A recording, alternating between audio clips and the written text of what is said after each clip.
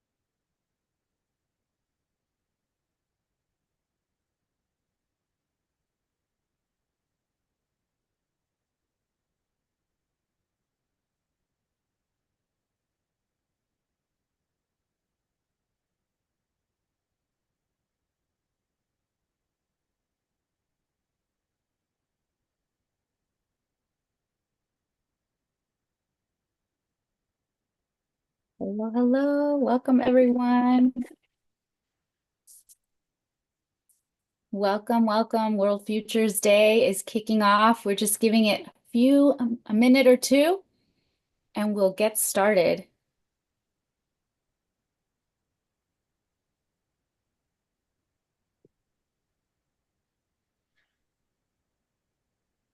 Awesome, awesome. Thank you, thank you. Okay. I think with that shared screen, I will pass it over to our first moderator, MC, Young Voice. When you're ready, Manya. Hi, thank you, Lisa. So welcome to World Futures Day, everyone, Young Voices 2025. So this session is brought to you by Teach the Future, which is a global nonprofit dedicated to embedding futures literacy in education worldwide.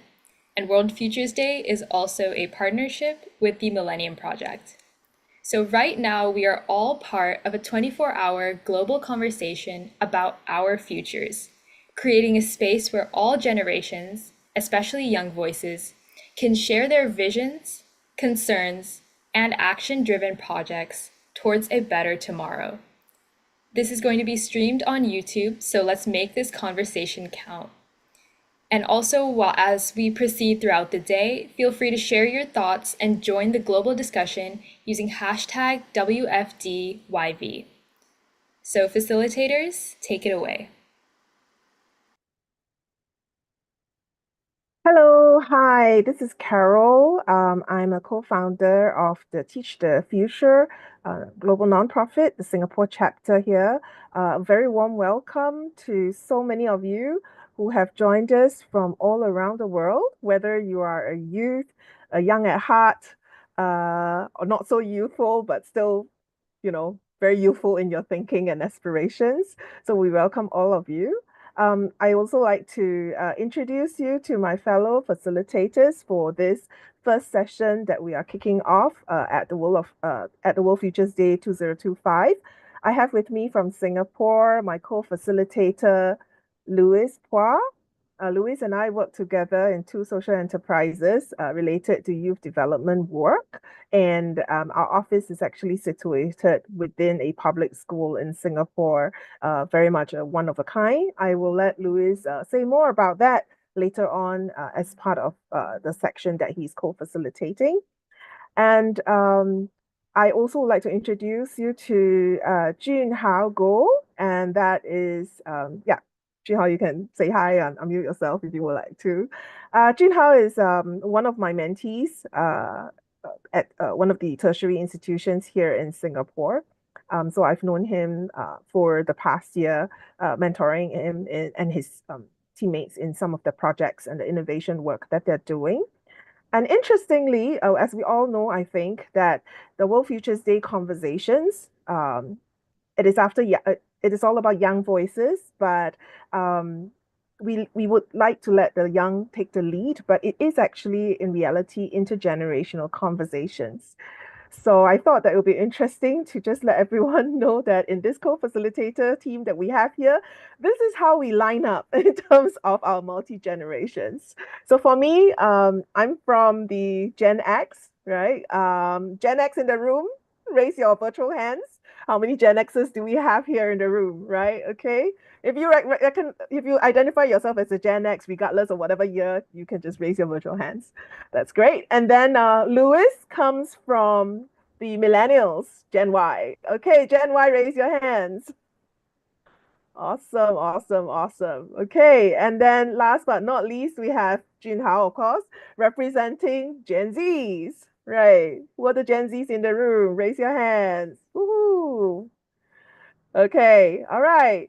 So regardless of which generations that we come from, I think we are here really in this very open space today for us to have this safe space to have these very brave conversations about what are some of the observations that Louis and myself have took note of in the various aspects of our work related to young people and multi-generational workspaces. Okay, thank you so much for those in the chat. Yes, feel free to pop comments into the Zoom chat or questions. We will take note of them and we hope to address them as we go along. We will also be dropping the Miro link in the Zoom chat as well. So this is meant to be a fully interactive session, and we welcome you to be part of the conversation in whichever way feels most convenient or most conducive or you feel most comfortable with. So you can always pop your question and pop your comments into the Zoom chat. If it's convenient for you to join us online on the Miro collaboration board, please do, because there will be post-its where, we have some thought-provoking prompts that can guide your reflection, and we would love to hear your thoughts, and you can write them on the post-its on the Miro board as well. So let me set the scene very quickly for today and start us rolling. We are here really to explore, and we will invite everyone to explore with us what we've been observing as gaps in preparing young people for the future that they will step into and they will inherit.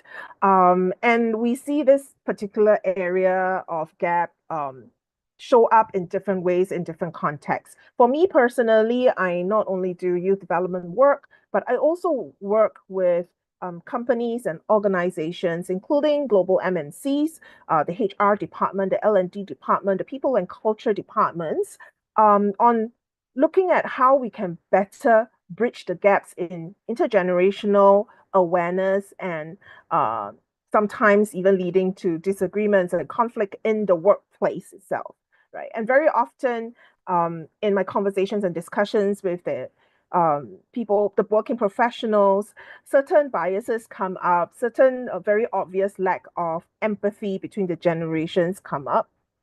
Going beyond just understanding personal biases and assumptions that could cause problems in intergenerational understanding. I think personally, as a futurist, I also zoom out to try and look at data and research and trends in other areas beyond the workplace that could potentially provide some clues as to where some of these underlying causes of the kind of very divisive opinions about each other's generation could come from, right? And I think I want to just very quickly bring up certain stats, which I do trust that some of you would be also quite familiar with because they have appeared a lot in media and social media.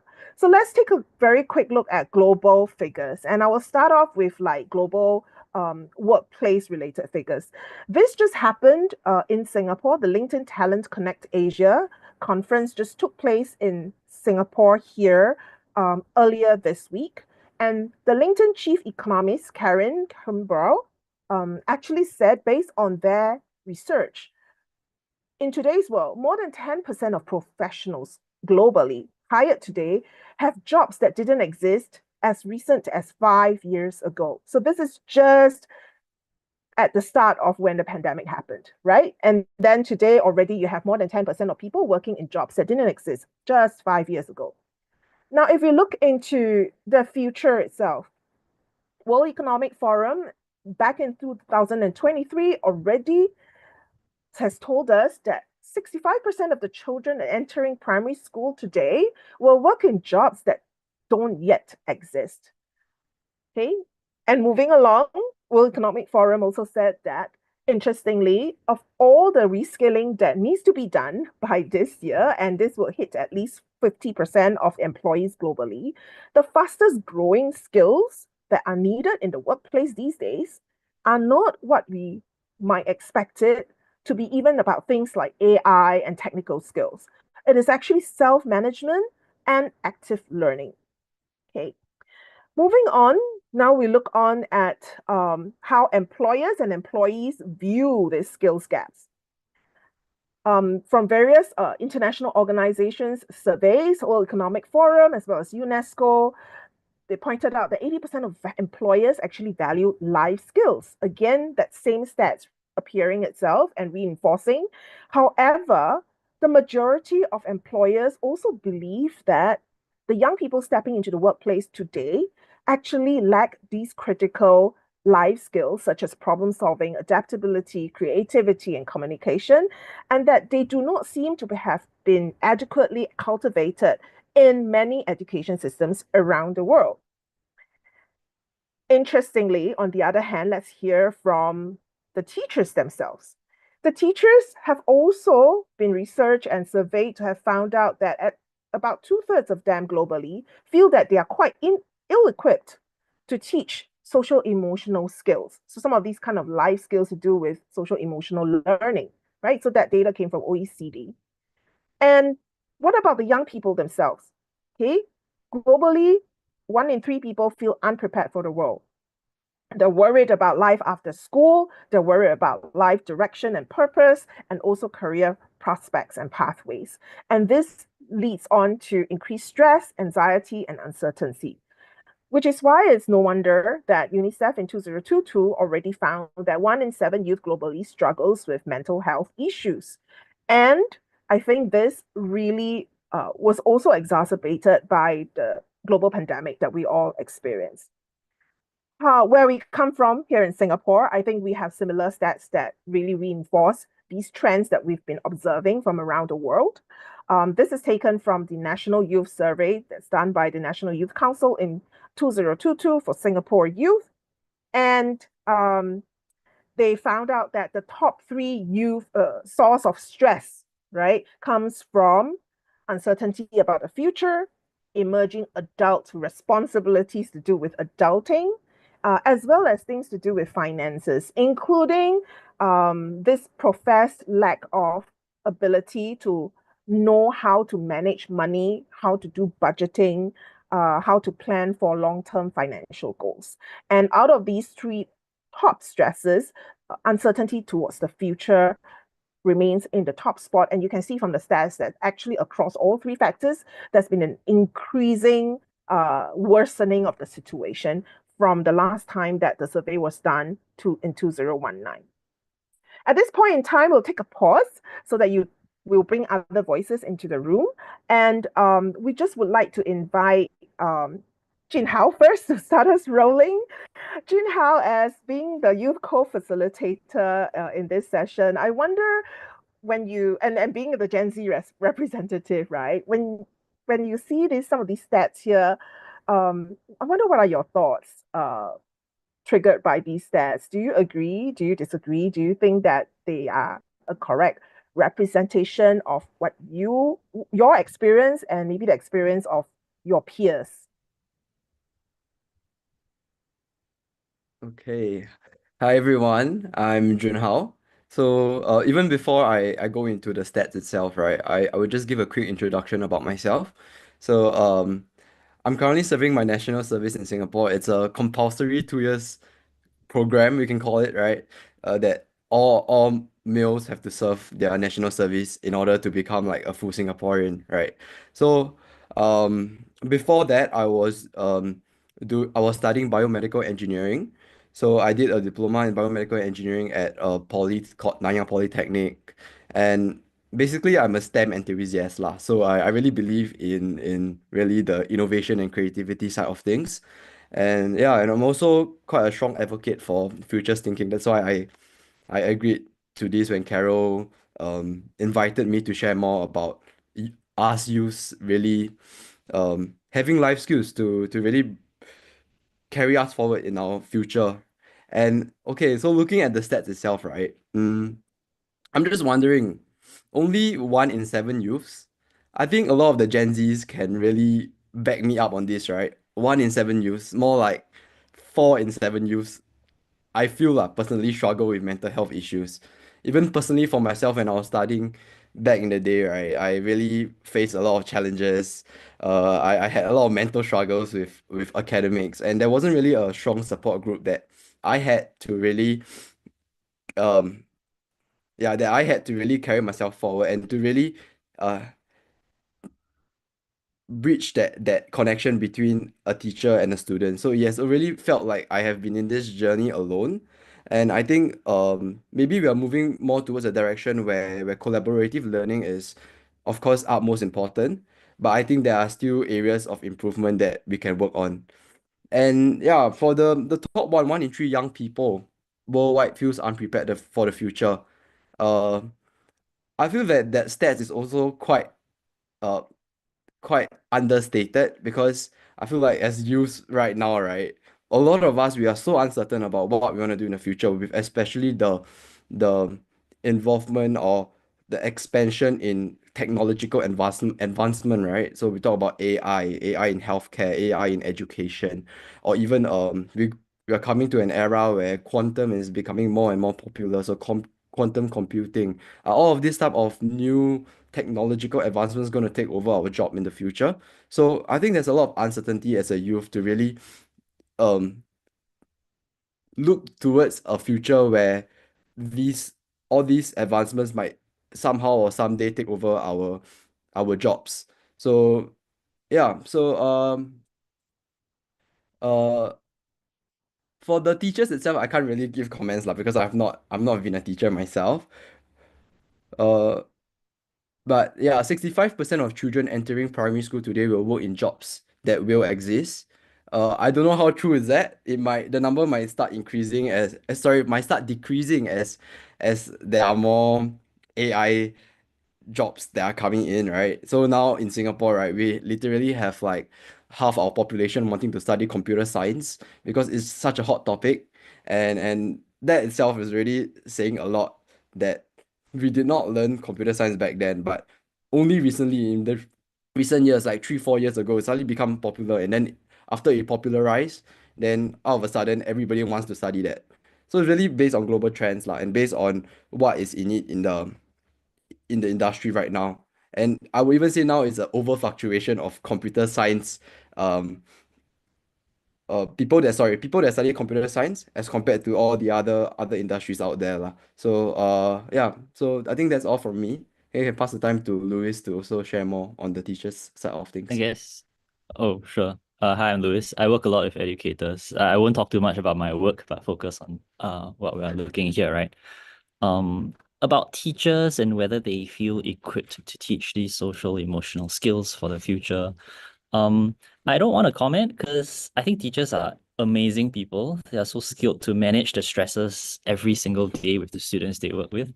But maybe another way I can probe on that for Junhao, right, is um not so much about their ability to teach it, but did you have many instances of being able to learn it through classes, through school, and your teachers kind of teaching about social emotional skills?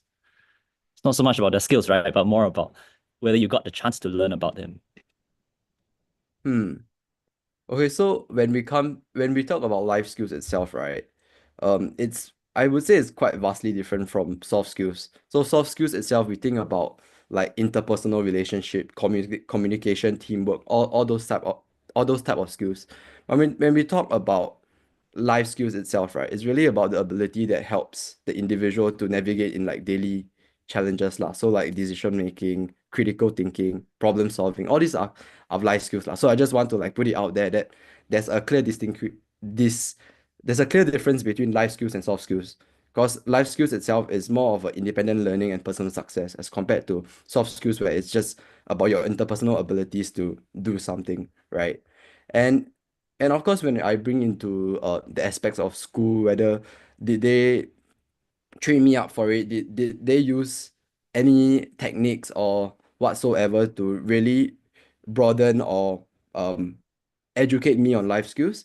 I would say yes, there are good and bad of things lah, right? So of course, in school, I think many of us can relate that we often need teamwork, right? Teamwork, collaboration to really for work in a project and really come up with a solution, come up with a problem statement that we have to do to solve a certain issue. And I think that has been really well taught in schools.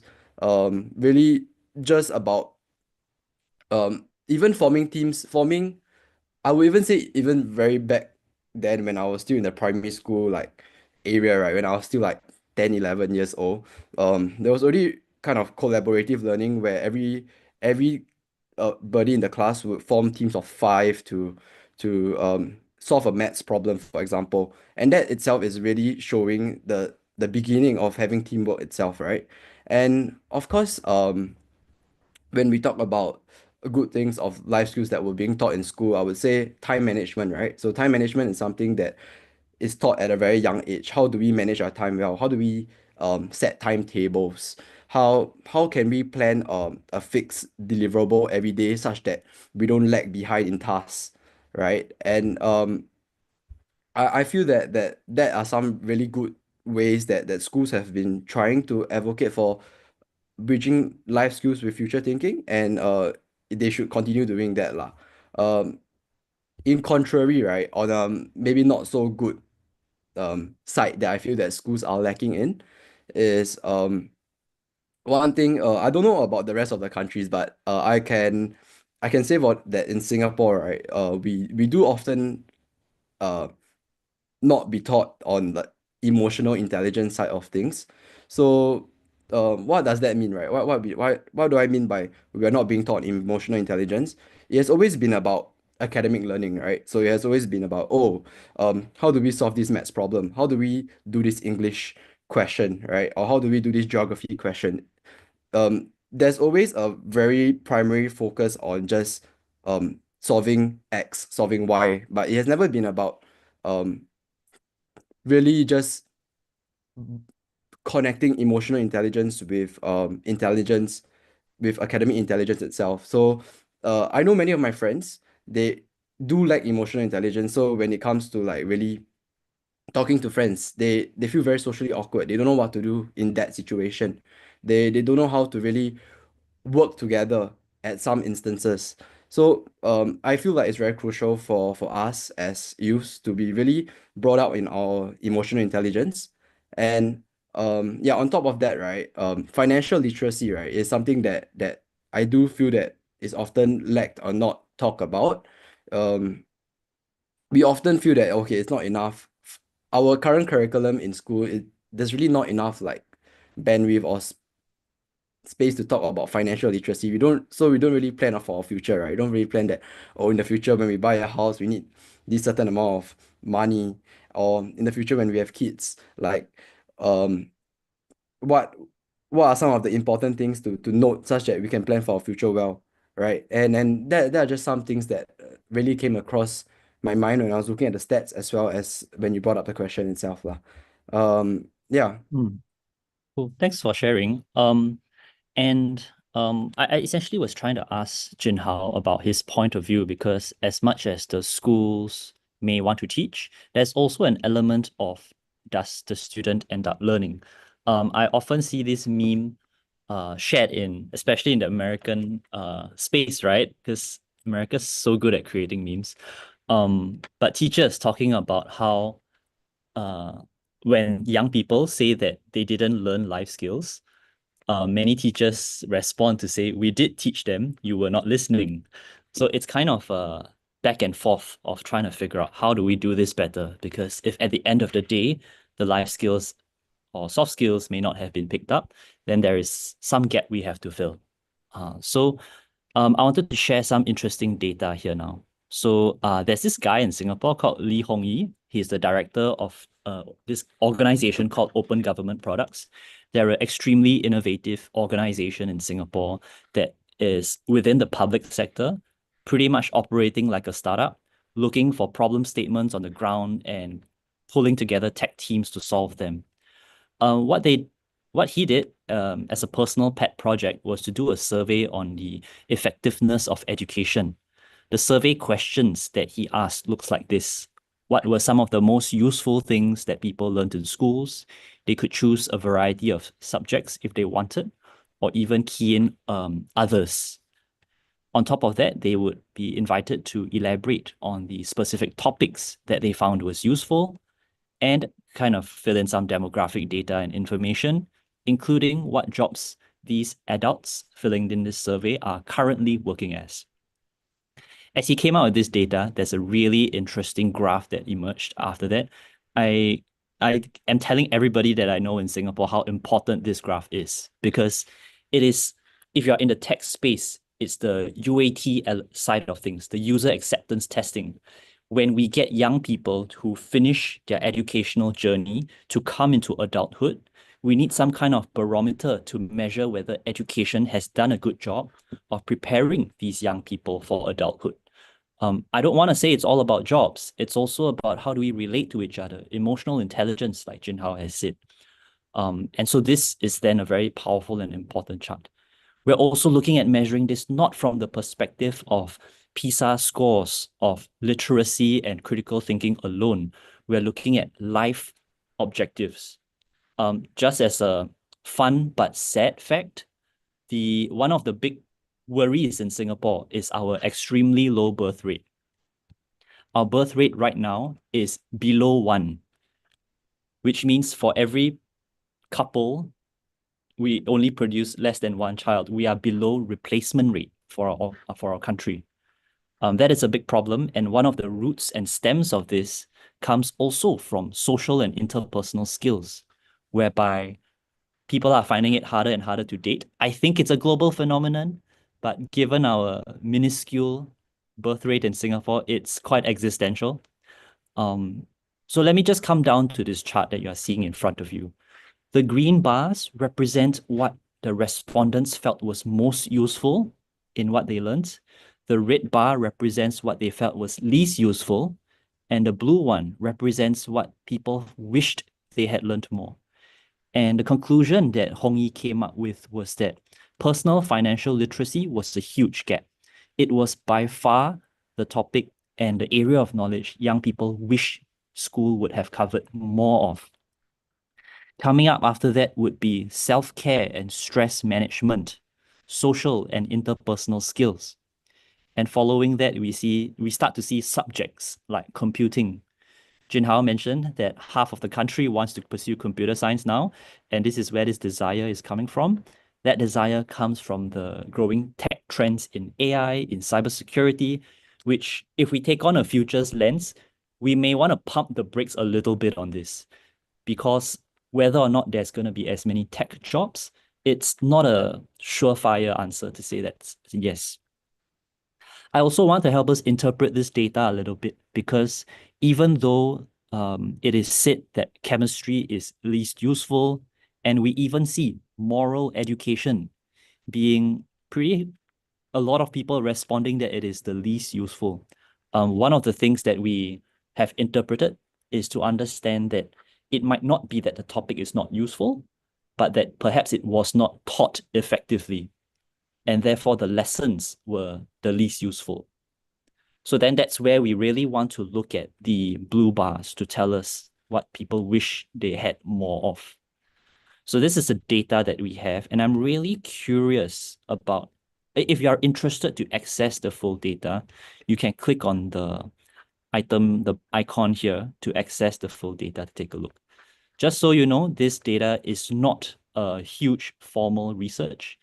It is looking at it from an informal kind of perspective. Hong Yi continues to try to collect more data, but this is really the start of a process of trying to evaluate education in a different way. So in this, I thought it's useful to leave some food for thought. For the youth among us in the room, what were some life skills you wish you had learned in school in order to help you navigate the changes in your life?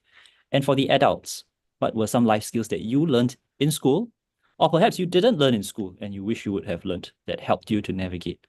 We might not have explicitly mentioned this just now, but with every board we show, there's going to be some post-it notes right at the bottom. Feel free to come onto this page and access this.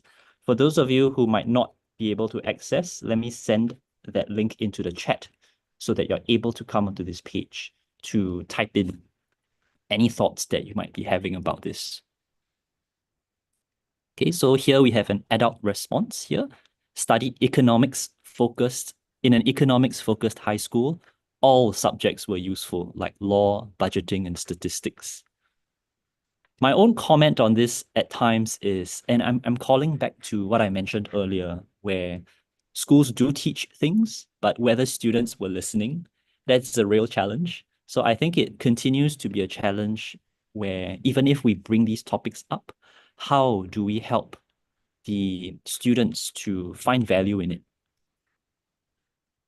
Okay, I also wanted to just bring in a voice from Scott Jordan in the chat, who mentioned that wanted to push back on the graph, wondering if people can easily determine whether what they learned has become important or not. Our grown-up lives are so complex and integrated, you may not realize how helpful chemistry class is in your everyday life unless you stop to think about it. Is there something backing up how they discuss this with those that were surveyed? For clarity, the people filling in these responses are mostly adults who work in different spaces. We may see their responses differ depending on the career choices that they make.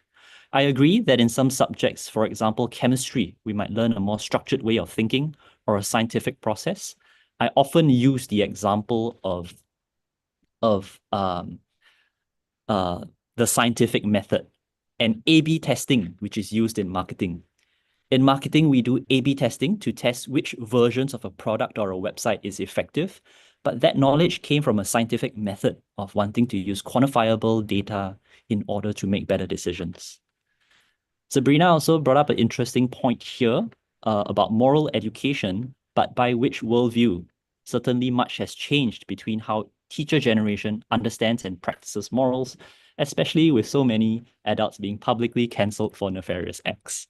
So this is where I start nerding out, because I think when it comes to moral education, ethics education, we often get hung up about what is the right conclusion to make from a moral situation. That is what moral education has tended to be in the past. Here in Singapore, what the work Carol and I are trying to do is to help people see that it is not so much about which moral perspective is right or wrong, but more about how do we critically analyze and come to a somewhat democratic decision of consensus that this is the direction we want to go. If we cannot come together, it doesn't matter who is right or wrong. We are always going to form enemies. So then the moral education that we're talking about is how do we use our intellect and critical thought to come together? If the conclusion of our moral education divides us, then that's kind of off track. We can go a little bit meta about whether being cohesive and together is being biased or representing a certain worldview. But that becomes a whole philosophical argument that I don't think we have time today for. All right, so perhaps what we can do next, given our interest in time, is to move on to our next segment. One thing that we wanted to explore in this next segment is perhaps defining what do we mean by life skills? What are some of these things that we think perhaps is worth learning more about in school, at home, in society, and otherwise? It's kind of calling back to this survey data and how it was done. I'm not obsessed with the conclusions. I'm more obsessed about how it has allowed us as citizens, as people, to form a judgment or make a decision about what we want to learn, what we don't want to learn as much, and so on.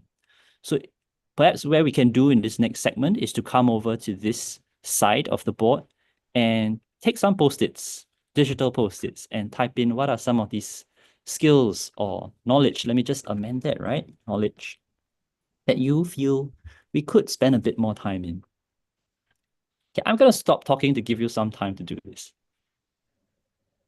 And I think if anyone prefers to speak rather than just type into the post-it, we also welcome you to unmute your mic. For the rest of us who would prefer to just type into Zoom chat or into the post-it, please keep your mic muted just so that we can have a conducive environment to hear those who are sharing. So yeah, feel free to If you unmute your prefer to mic speak at this moment, feel free to speak. I'm happy to take your point into a post-it so you can keep your hands free. It was so awesome to see so many engineers in the chat. I just wanted to mention that I've been reading the chat and wow, a lot of like-minded individuals here today. So if you have any questions, I mean not just on engineering, but if you have any questions in general, just feel free to send it in the Zoom chat. We'll be sure to answer it. Yeah. Maybe while people are writing down their definition of life skills, we can answer some of them just to really get the ball rolling, right?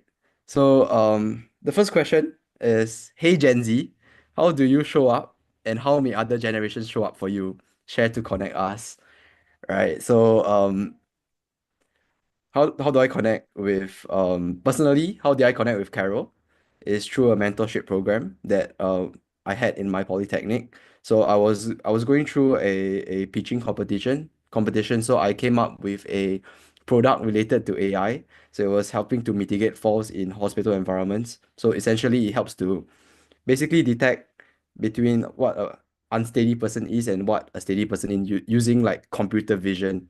So computer vision is basically using AI installed onto like a camera, and then it will be able to detect like skeleton detection lah. And from there it will give like early detection and early prevention of falls. Yeah, so how I met Carol was through a mentorship program. Um, she decided to take me under her wings, which I'm really, really appreciative of. Uh, from there we really connected well because I'm a I'm a chit chatter lah. I talk a lot. So as a youth actually I talk way more than other like my other friends lah. So in a way I really connected very well with Carol. She really taught me a lot of life skills. She taught me a lot of soft skills that would help me improve on the speaking side of things lah. So interpersonal side of things and the communication as well. Um in the future, how are we able to connect with other people from the Gen X or millennial like side of things, right? Is I feel that social media has been very, very strong these days.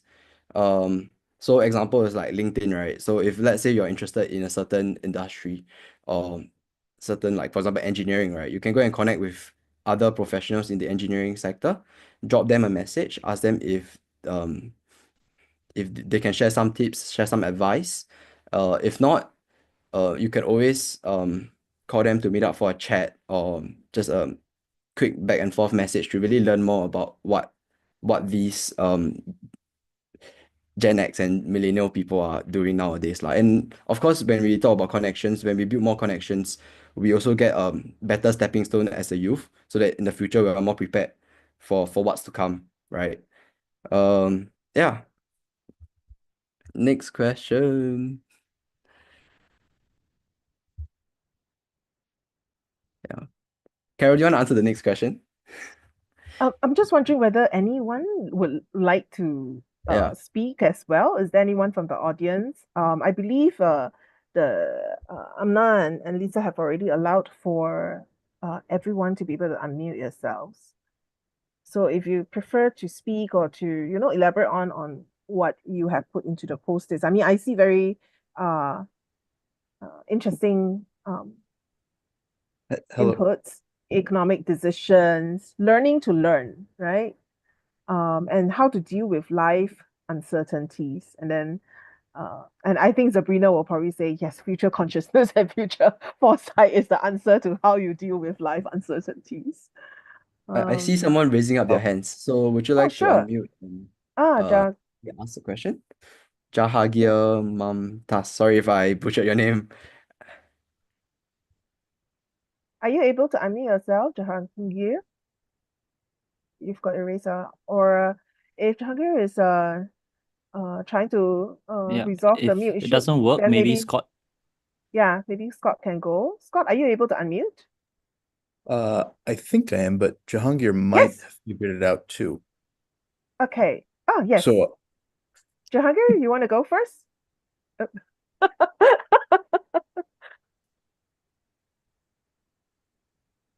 Okay, maybe Scott, take it away first. We'll come back to okay. Jahangir. Yeah. Well, Peter and I are having a wonderful conversation about chemistry and finances, and which I think is very important. And but the point I wanted to make, so there's like we're stuck in a weird balancing act, I think, with education.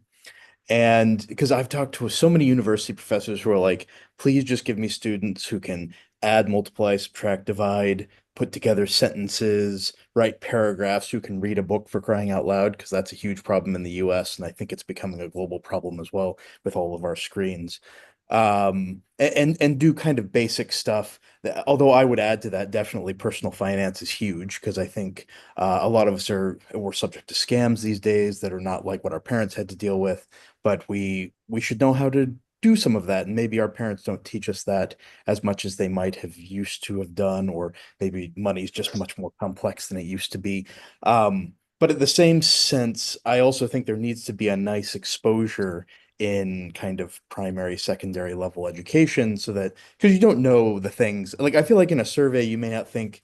I use chemistry as an example because I'm like, well, how often do I think of acid bases, titration, elements? And I'm like, well, actually, you think about it quite a bit. You know, if you're thinking about how to make food taste a little bit better, or if you're trying to balance your diet, or if you're trying to, you're trying to shovel your front driveway. There's a lot of chemistry from snow. Those of you who experience that.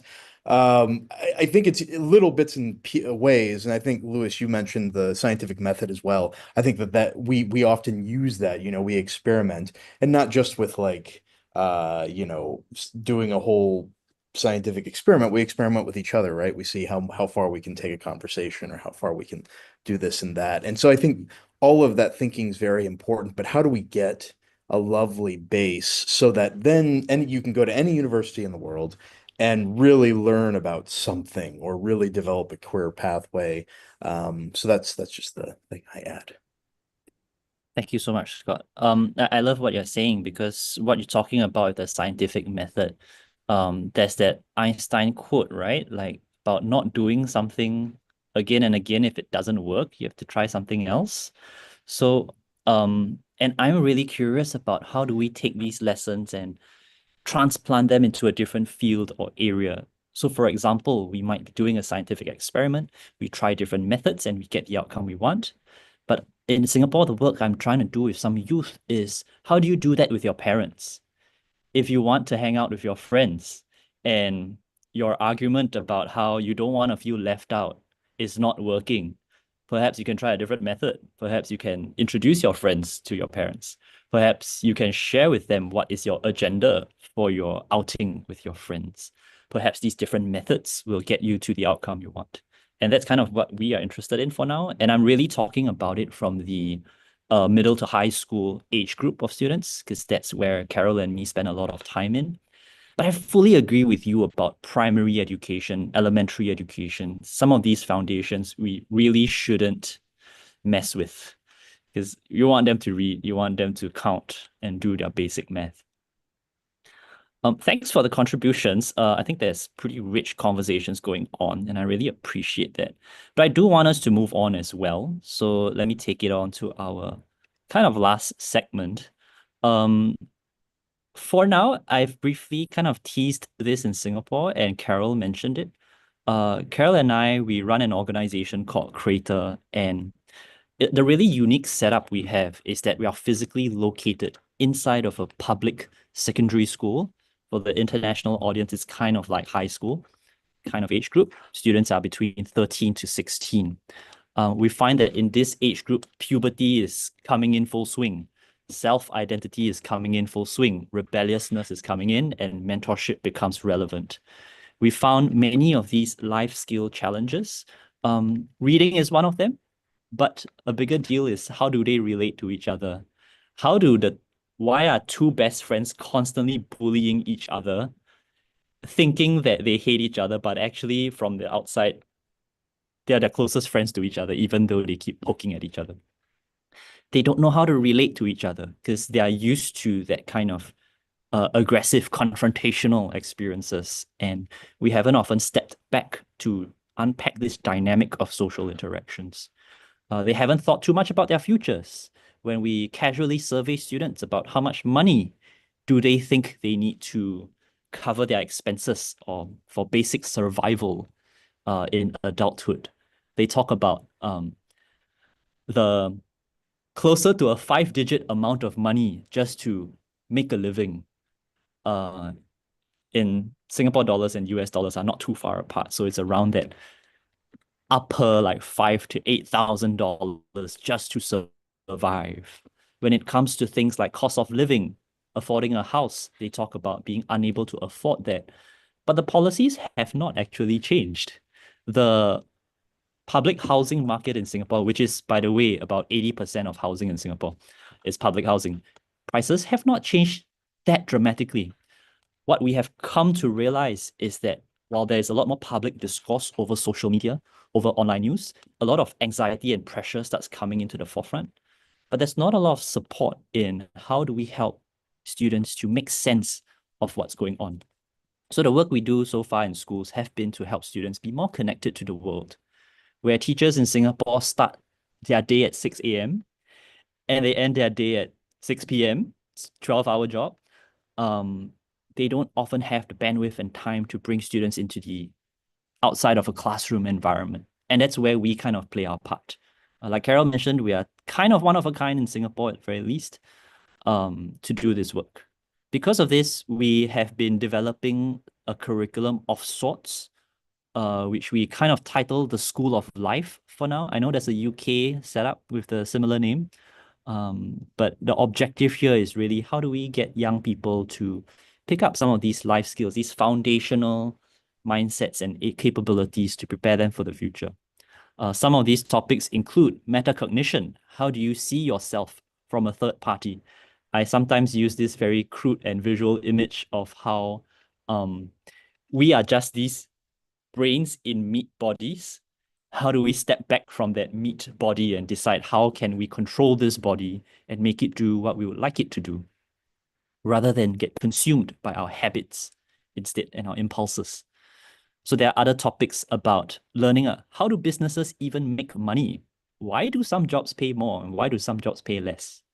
Investing is also important knowledge. Many young people, unfortunately, especially with cryptocurrency and NFTs, have come to conclude that investing is just another form of gambling, legal gambling. Some might argue that that is actually what it is, but among the professionals, you know, there's a lot more research and backing behind that in how investments actually work. But these are not explicitly taught, and yet we expect every adult to be doing some form of investment. But where would they have learned it? On top of this, we do things like bringing people on company visits. We build up on their social skills as well. This is still in a pilot stage. We are working on this. We are trying to figure out how do we prepare young people for the lives that are ahead of them. So if you are interested in this work, feel free to connect with us and let us know your thoughts. We also have some food for thought here, which we would welcome your thoughts and inputs below. For example, what new ways can schools communicate and teach life skills for future challenges? Or how can youth and adults collaborate, work together so it's not like an adult is teaching? I saw a quote earlier. I'm just going to scroll back and I want to say, I see you. Every generation imagines itself to be more intelligent than the one that went before it, wiser than the one that comes after it. I completely agree. This is a quote that's constantly on my mind. And even as Carol was talking about Gen Zs and involving Jinhao, I'm constantly wondering what forms of judgment have we always applied to people across generations? And I'm curious, how might people of different generations be learning together? We might have strengths here and there, but how do we acknowledge that our juniors have skills that we don't as well and honor that? So I'm just gonna leave us. Okay, Carol, sorry.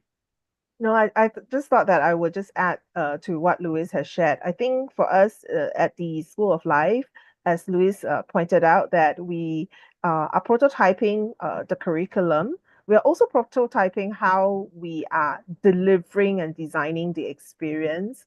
And I think one of those things that we are conscious about is how do we deliver and design it in such a way that it doesn't make young people feel like they are just attending school as usual, right? Because we want them to start approaching this critical life skills education with a different set of lens as well.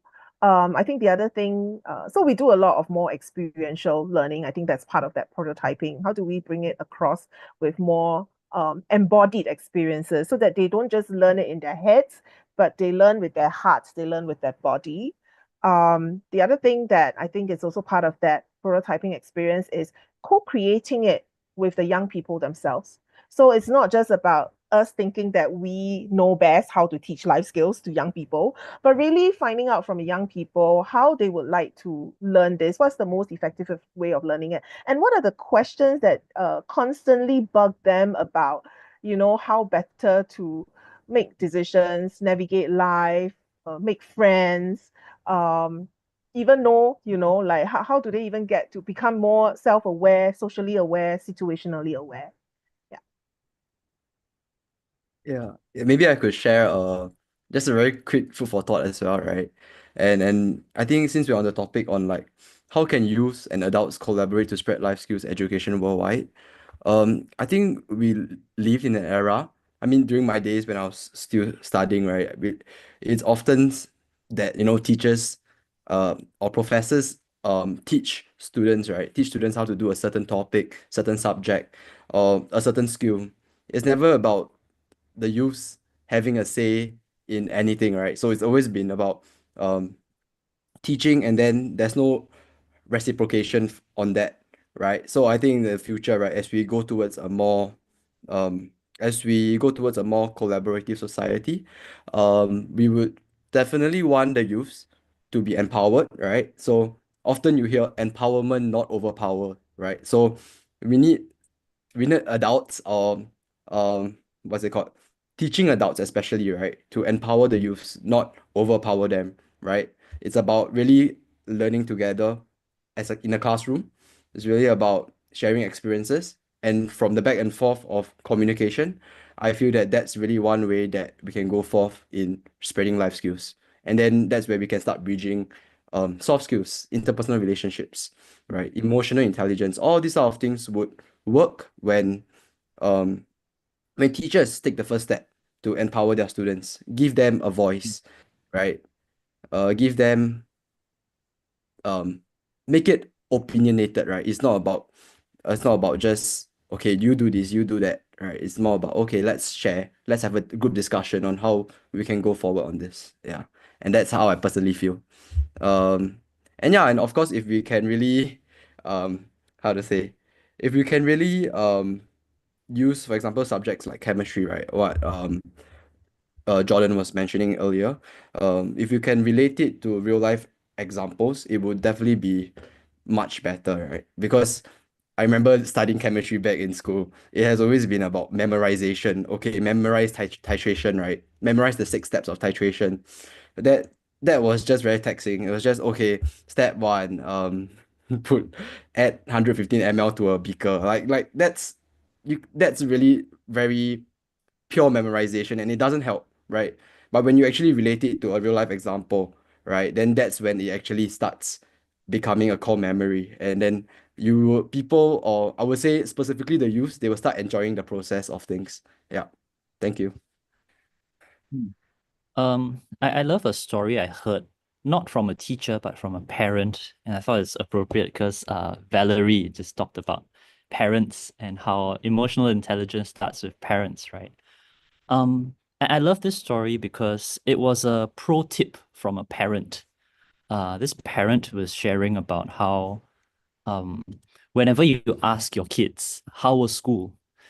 you typically don't get a response. It was okay, just like every other day. You're not going to get much of a response. So this mom did something really interesting. She role modeled for her child. So instead of asking, "How's your day?" the mom kind of shared about her day instead. So instead of so as her daughter came back, she asked, "How was your day?" The daughter said, "It was okay." Then the mom said, "Can I share with you about my day?" And the daughter's like, "Okay, sure." And she shared about the interactions she had with her friends and her colleagues. She shared about the challenges she faced at work. She asked her daughters for inputs. How do I deal with this colleague who doesn't want to work on this thing? Do you face that in school? How do you deal with this colleague who's fighting with this other colleague? What do we do with that? So I thought was, and the amazing thing is I've been tracking this family for a while, and they are pretty much of an outlier when it comes to an Asian family right now because they are really emotionally close. They go for therapy together, not because they have problems, but because they want to build their relationship. They are able to have these open conversations, and parent was really a great role model for the children as to how they can interact better together and build their interaction.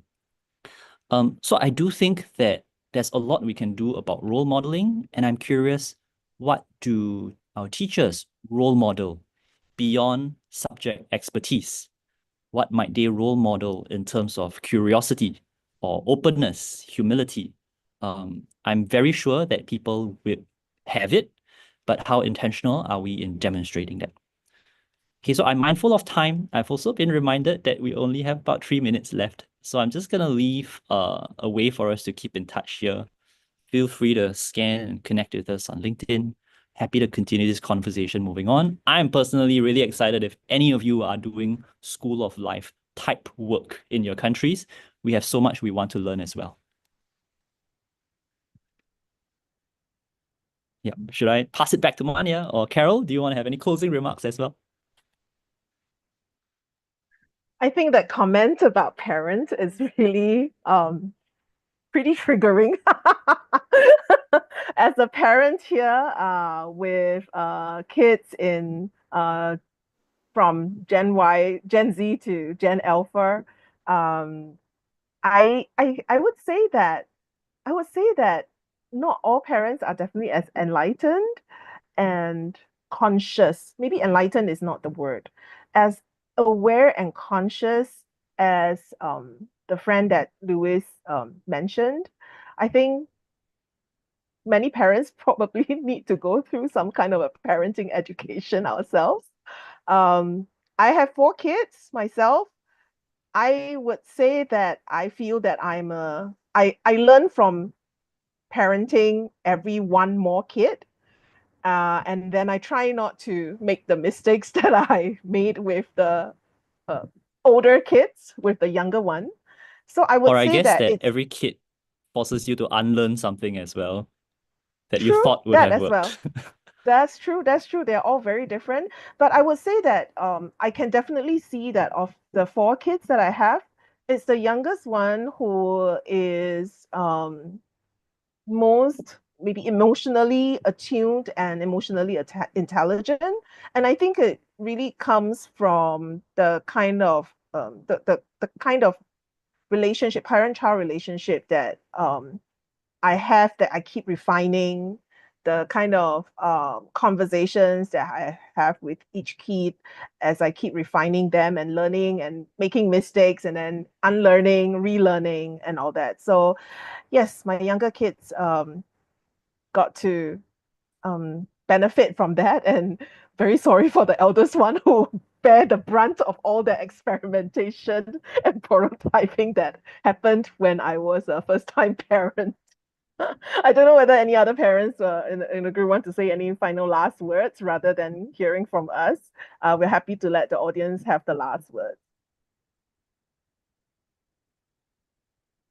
Not we can let Jin Hao close us too. Future is in his hands. Yeah, very insightful conversation today. Even as a youth, I learned a lot. I think it's never about just stagnating, right? Right? It's never about just stagnating and just being at a fixed point. It has always been about going up as a linear increasing graph, right? So life has so many more tough challenges along our way, and I say that as youth of not just tomorrow but today, we gotta really start thinking about our futures and start honing these life skills along the way. And I feel like um more of this type of conversation would really help bridge future with youths as well as the different generations with us Gen Zs. Yeah. Thank you so much. Thank you. Really enjoyed today's Thanks, everybody. conversation. Yep. Yeah, thank you so much to our three facilitators today for such an inspiring session. So, and thank you to everyone that was listening in today as well for being part of World Futures Day. And your perspective and participation have made this conversation truly meaningful. But the journey doesn't end here. New facilitators and fresh conversations are beginning at the top of each hour, and you're most welcome to stay and continue exploring future possibilities with us. So just a few quick announcements to end the session. So first, Teach the Future is offering our first FutureWise intro into Futures Literacy Fundamentals online courses. We have the Summer Institute for ages 12 through 17, and another course coming this fall for those who are 18 and older, and pre-registration is now open.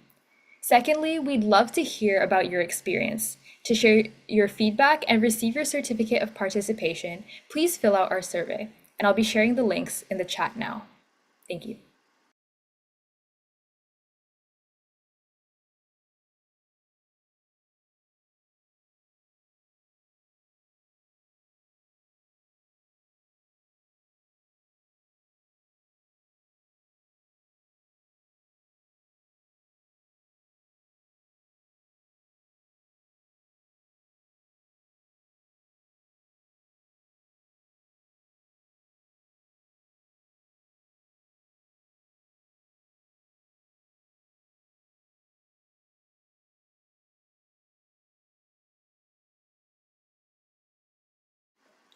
Okay, hi everyone. So welcome to our second session of World Futures Day.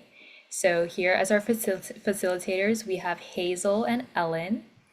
So just to introduce for everyone that it might just be joining in. So welcome to World Futures Day, Young Voices 2025. And this session is brought to you by Teach the Future, which is a global nonprofit dedicating to embedding futures literacy in education worldwide. World Futures Day is also a partnership with the Millennium Project. So right now, we're all part of a 24-hour global conversation about our futures. And we're creating a space where all generations, especially young voices, can share their voices, concerns, and action-driven projects towards a better tomorrow. This event is also going to be streamed on YouTube, so let's make this conversation count. And throughout the session and throughout the following sessions, please feel free to share your thoughts and join the global discussion using the hashtag WFDYV. So facilitators, please take it away. Hi everyone. Today we will be speaking about Predator-Free 2050, how a big environmental goal is uniting New Zealand. I'm going to be starting by reciting my pepeha in Māori, which is a New Zealand tradition. He uri hau no airangi, no katarana, no ingarangi anō hoki. Ko Mulligan te whānau, he tangata tiriti ahau. He tipu ake ahau ki tamaki makaurau. Kei te rai o ka wharu ahau e noho ana. Ka mihi ahau ki ngā tangata whenua me ngā toho whenua o te roho nei. Ko Hazel te kuangoa. Nō reira, tēnā koutou, tēnā tātou katoa. Greetings everyone. I'm a descendant of Ireland, Scotland and England. My family name is Mulligan. I'm here by the way of a treaty. I grew up in Auckland. I now live in Grey Lynn. I acknowledge all the local iwi and significant landmarks of this area. Greetings again to all. Hi everyone, my name is Hazel and I'm 14 years old. In 2022, I joined a future problem solving group at my school, which I have now been involved in for 3 years. I've also been in the Environment Council for my school for the last 3 years. I'm passionate about helping our wildlife and environment, which led to my involvement in 2050 Predator-Free Initiative. I've been selling and putting out traps with my dad since I was 7, and now 7 years later, I still enjoy speaking to people in schools about the importance of trapping and protecting our wildlife. Thanks, Hazel. Hopefully you can all see my screen. Maybe thumbs up if you can. Yep, cool. I'm also going to share my pepeha, which is the Māori introduction, the Indigenous people of New Zealand. No ingarangi o ko tīpuna he tangata tiriti ahau, I tipu ake o ki ototahi, ke ototahi toku kāinga, ko Ellen toku ingoa, kia ora. So I'm Ellen Rikers. I'm a science writer and communicator working in the conservation and wildlife space here in Aotearoa, New Zealand for the last few years. And when you're working in this environmental space, a big part of the work is around controlling introduced predators. And so today, Hazel and I are going to talk to you about this big future goal that New Zealand has, which is all about protecting the amazing wildlife we have here in New Zealand. And it's an example of how young people and indeed all New Zealanders are participating in shaping and advancing towards a shared vision for the future. So it's called Predator Free 2050, but in order to tell the story and set the scene for what these predators are and why we're trying to be free of them by 2050, we have to go back in time. And so in the Māori worldview, or Te Ao Māori, there's a proverb, which is ka mua ka muri, and it means literally walking backwards into the future. And so it's all about the importance of looking to the past in order to move forward into the future. So in the past, in New Zealand, before humans arrived, it was a land of birds and other weird and wonderful wildlife. There are no terrestrial or land-based mammals apart from a couple of species of bats. And so that means that the wildlife here, which has evolved in isolation for millions of years, has sort of come up with some slightly different ways of navigating the world because they don't need to be able to fly away from things on the ground. A lot of them are flightless. And some, like the kiwi, which is you might be able to see in that montage there. So they're flightless and they only come out at night usually. Or you might be able to see that large mossy green parrot in the middle, which is the kakapo, which is the heaviest parrot in the world. It also doesn't fly because it didn't need to escape from land-based predators, but it does have that amazing camouflage that allows it to really blend in with all the beautiful forests that we have here. So it can evade birds of prey. New Zealand also had these giant birds called moa, which were flightless, kind of like an emu. There were about 7 species or so of those running around, and a huge species of eagle called the Haas eagle that had a 3-meter wingspan and that preyed upon the moa. So that was what it was like before humans got here, just a little taste of the stuff that lived here. But then everything changed when people arrived. So that was in the year, around about the year 1200 or so about 800 years ago, pretty recent in the scheme of things. And so the first people to arrive were the Māori, or Polynesian explorers, who discovered this incredible land of birds. And they, I guess, changed things a lot, you could say. So they hunted the moa, which led to their extinction within a few hundred years, which also led to the extinction of the Haas eagle because there were no moa there for them to eat. And Polynesian settlers also brought with them the Pacific rat, or kiore, which is that little cutie on the screen there. But of course, rats like to eat bird eggs and chicks and things like that. And so they also contributed to the disappearance of some species, like the New Zealand owlet nightjar. So in total, almost 40 bird species became extinct up until about 1800. So in that sort of, I guess, 600-year period. But still plenty of animals survived, or wildlife survived, and then had to deal with a second onslaught of these predators that were introduced by European colonizers throughout the 19th century. So when European people arrived, they brought with them cats, which like to eat birds and other wildlife, hedgehogs, which also eat bird eggs. Possums were introduced from Australia to establish a fur trade, and they started munching through the forests and eating bird eggs and chicks as well. There were another two species of rat that came along, and these also like to eat all of our birds and their eggs and chicks. And then Europeans also decided to introduce rabbits. And then the rabbits, of course, bred like rabbits. And so then there were a lot of them. And so to control rabbit numbers, they introduced three species of mustelid, which are the ferrets, stoats, and weasels.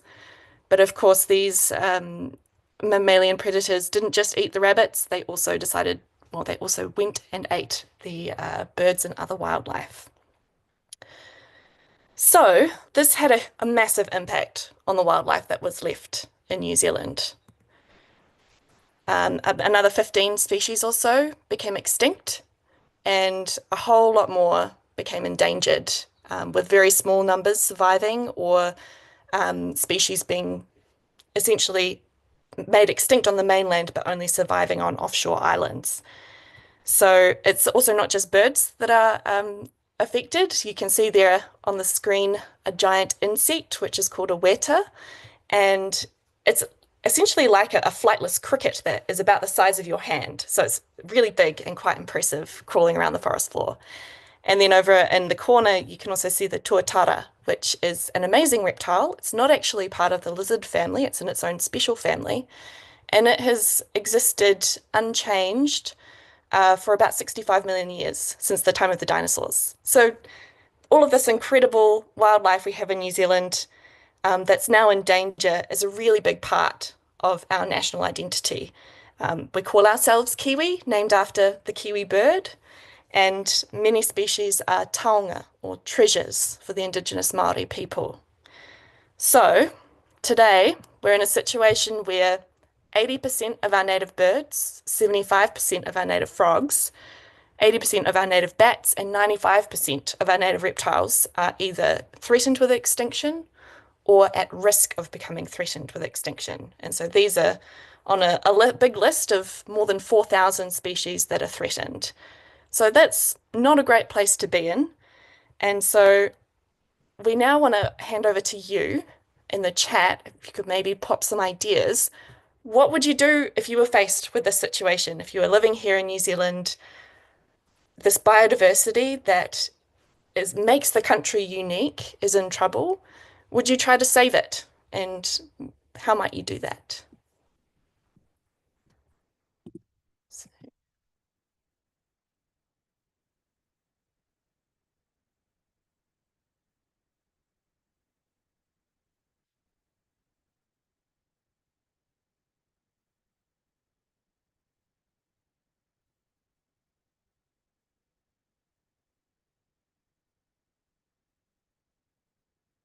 Interesting. Yep, migrate invasive species to their original homes, especially because if you think about something like the hedgehog, which eats bird eggs here in New Zealand, isn't doing so well in its native home of the UK. So maybe we should be sending some back, saying, please take this back. We would like to return these. It'd also be quite hard to return all the ones invasive species because they'll constantly be reproducing. That's true. There is, yes. We don't know. If you can think back to the first person who decided, yes, I'm going to introduce a stoat to control rabbits, would they have had any idea that they would also affect all of these incredible birds that we have here? Maybe not.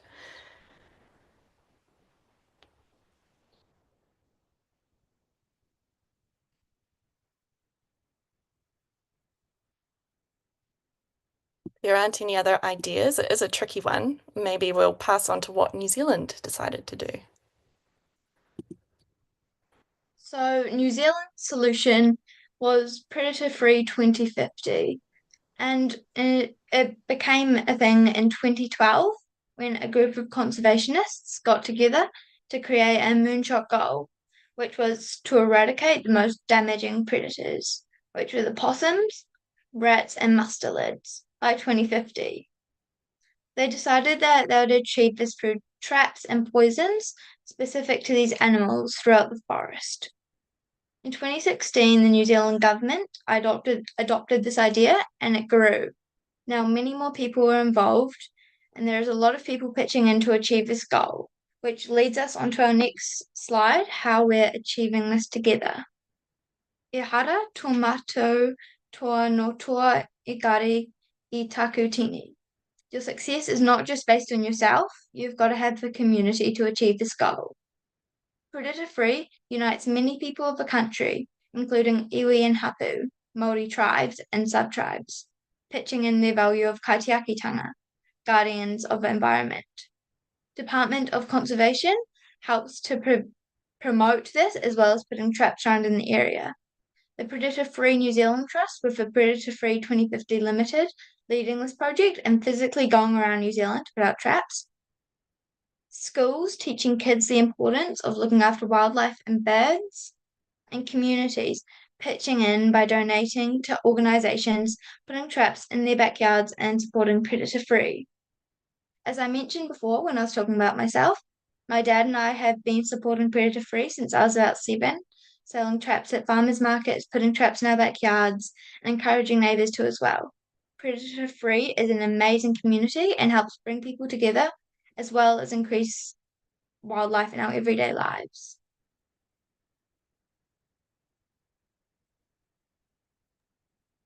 So this is just a map which is showing the extent of all the activity that's happening across New Zealand based on this goal that was sort of instituted as government policy about just under 10 years ago. So you can see there's all sorts of community-based projects, but also some work that's delivered by regional, local government or government at the sort of landscape scale. So peppered all across the country, which is pretty cool.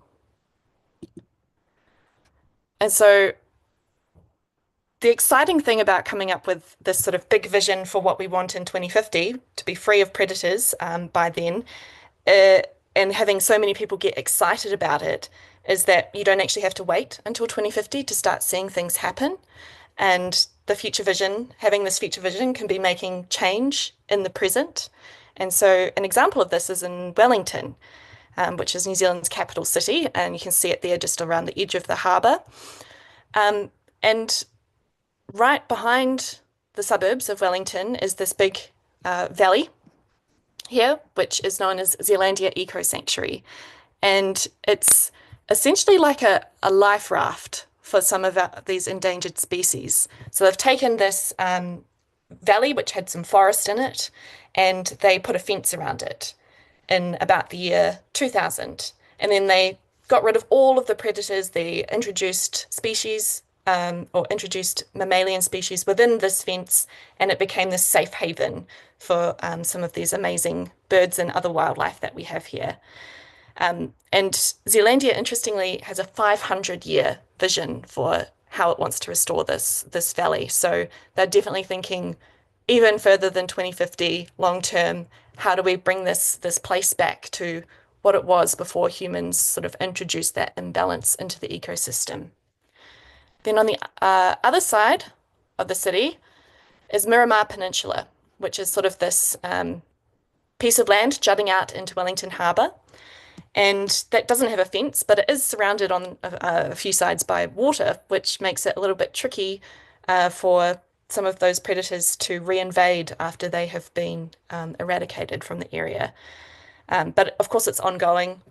Predators are still tricky little things, and so they have to constantly be on surveillance. But they have successfully eliminated 2 species of rats, stoats and weasels from the entire peninsula as of last year. And to do this, they involved about 20,000 locals in some way, and most of the businesses and schools on the Miramar Peninsula. And now they're kind of expanding across Island Bay towards the central city. And so what has been the effect of having these 2 big predator-free projects on either side of the city. One thing, you have these beautiful songbirds called tui, and they were quite a rare sight in Wellington City about 20 years ago. Sightings of tui on the Miramar Peninsula have increased by 114% since getting rid of the predators. And I'm not sure if this will work. I'm going to try playing the bird song of the tui. So let me know if you can or can't hear it.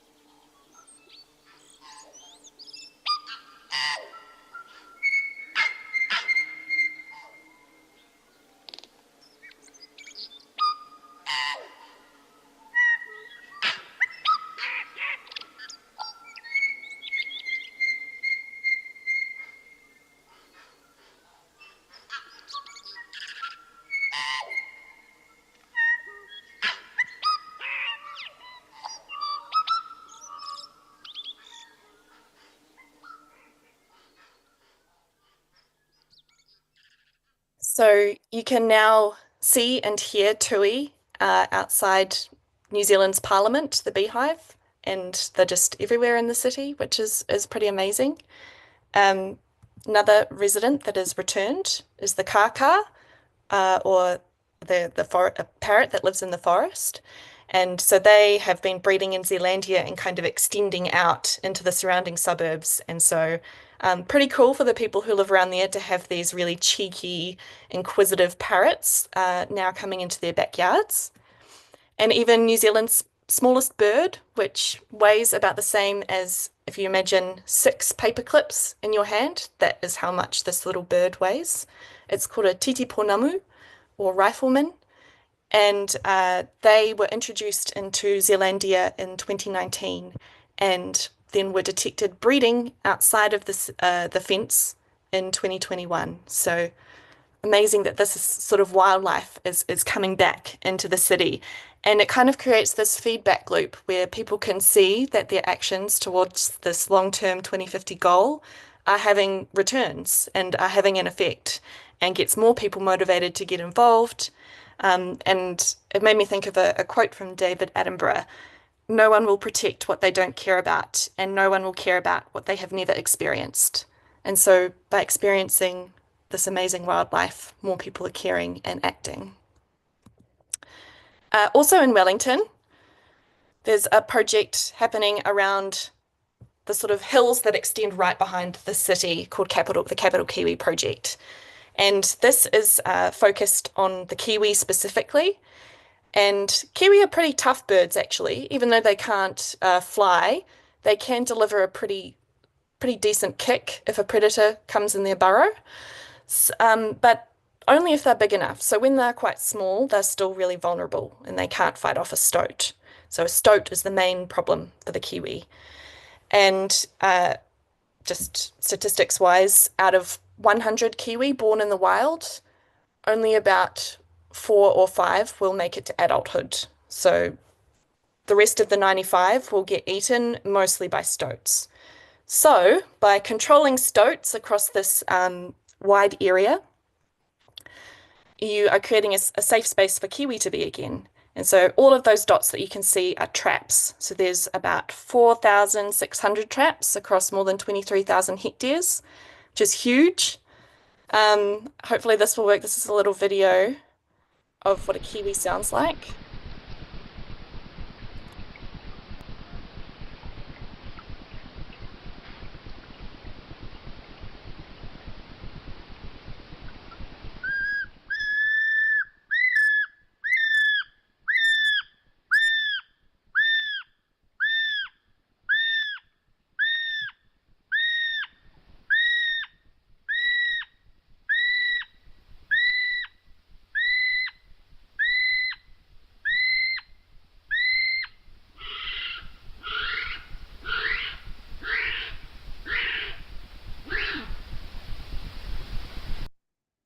So the sound is now being heard around the hills of Wellington. Uh, yeah, it does sound a bit sort of like a cat, a bit screechy. Um, yeah, so the Kiwi have returned to the hills around Wellington for the first time in something like 100 years. They reintroduced they've reintroduced so far just under 140 Kiwi, and they've started breeding as of November 2023. So those are the first Kiwi chicks to be born in the wild in Wellington in about 100 years. And now even some people are encountering Kiwi. So imagine you are going out for an early morning mountain bike ride and you come across this.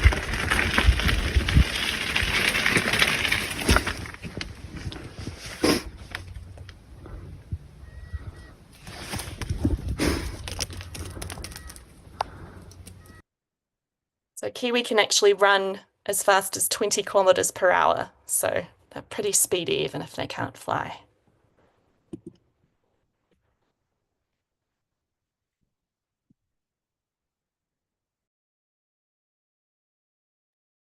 One of the case studies that Predator Free is currently working on is Pewhairangi Whānui, which is New Zealand's northernmost Predator Free 2050 project, covering 11,000 hectares on the Bay of Islands.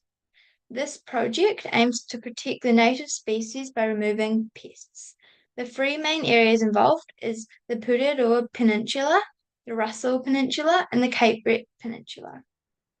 So far, this project has actually been going really well. People have been seeing more and more wildlife and birds appear in their everyday life. In fact, in just September last year, a lady found that a kiwi had entered her house through the cat flap, making herself at home in the bathroom. The Bay of Islands now has its densest kiwi population. And on the next slide, there's some of the photos of the kiwi in the bathroom. So this is the map of the Pewhairangi Whānui project, and it's quite big. It extends larger than that map. But yeah, that's just to give an idea of how big it is. Now, lots of young people are getting involved in this project. It's engaging young people by visiting their schools and running sessions that teach kids about Aotearoa's beautiful wildlife. They organise activities where kids can identify their schools, predators at their schools, using tracking tunnels, and then set up projects to help their native wildlife. A good example is a school called St. Gerard's, which successfully launched a project to save skinks around Alexandria. I believe it's really important to get young people's voices in this to get varied perspectives. After all, it is our future. Predator Freeze programs involve kids in activities like setting up traps and monitoring wildlife, which help protect native species and build responsibility. Engaging young people create fresh looks and creativity in conservation efforts. By involving this community, these programs emphasize the importance of protecting nature and inspire kids to look after our beautiful country.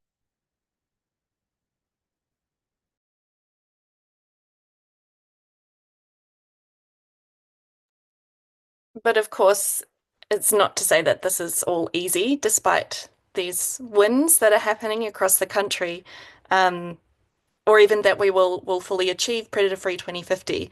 It's kind of been conceived as like a moonshot goal. Like we didn't have all the tools when we first started, but we're going to figure it out along the way. And so one of the biggest is innovation and research. We don't think that we can actually probably make the whole of New Zealand predator free with the tools we currently have. And so there are researchers and scientists and technicians all around the country who are trying to think about new ways to trap so that we can get those last stoats or rats that maybe don't want to go into a trap, or different approaches entirely, safer poisons or genetic techniques that could be used to control populations of these predators. And then related to that, this goal is all about bringing everyone along on the journey. So how do you make sure that you keep having social license to do these things? It is an unfortunate fact of conservation in New Zealand that we're killing things to conserve other things. So how do you explain that to people and ask them their thoughts about it and create a shared vision for the future that, you know, balances everyone's perspectives as much as possible. Another challenge that is emerging is managing wildlife conflict. So some of these species, as they increase, are coming into contact more and more with people, and that is not always super positive. Those kaka that I mentioned, the parrots, super cheeky and inquisitive, big beaks that will, you know, decide to investigate the piping on your roof or something like that and rip things apart. Or you might get some little penguins nesting under your house, and they're extremely smelly and noisy when they are breeding. So, how do you manage those sorts of increasing interactions? And then also, you will have seen that I mentioned all the different species that Europeans brought when they arrived, and that included cats and hedgehogs, which are not included in the official government goal. And so that's a big question. Should we expand predator-free to include these other species which are also, you know, detrimental for our native wildlife, but might have some more complications around them? It's one thing to go out there, as some projects are doing, and target feral cats or hedgehogs, but the cats are also a treasured part of many families in New Zealand, pet cats. And so that's another conversation that we're having. And of course, all of this requires money and funding and, you know, paying for technical expertise and paying for that research and paying for all the equipment and traps. And so that is another big question. Can we afford it? I just see a question in there. Can we try getting Indigenous people's ideas? And absolutely, the Indigenous people of New Zealand, the Maori people, have a big role in sort of these predator-free partnerships, and definitely a lot of projects are about investigating mātauranga Māori, which is Māori knowledge and what they have in their sort of traditional Indigenous practices. So that is definitely something that is happening, and yeah. And also lots of Hapu and Iwi, which is Māori sub-tribes, are being involved in these projects. After all, lots of it is their land originally, so they are definitely getting involved in all these projects.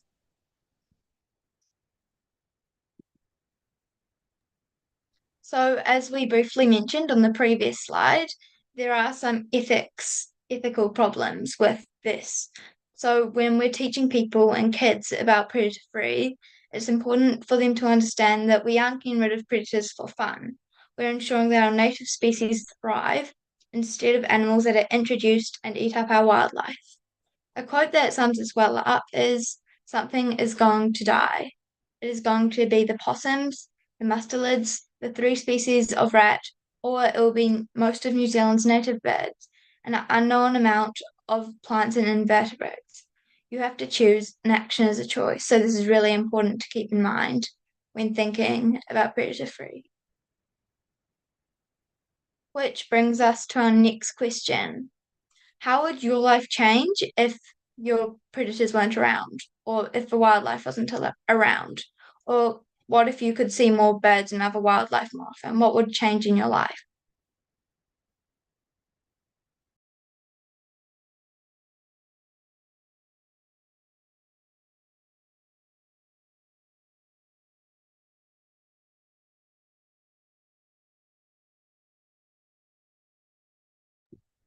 If you have any thoughts, pop them in the chat.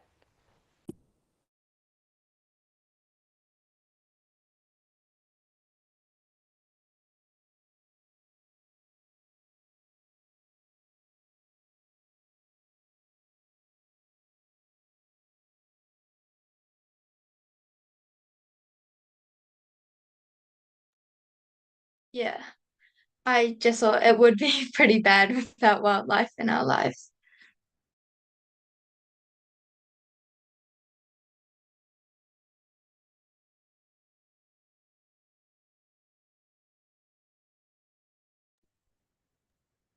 Yeah, birds and also other wildlife do maintain our ecosystem and look after our environment. So it would be pretty bad. We wouldn't have access to as much food, and all the food chains and animal chains would collapse.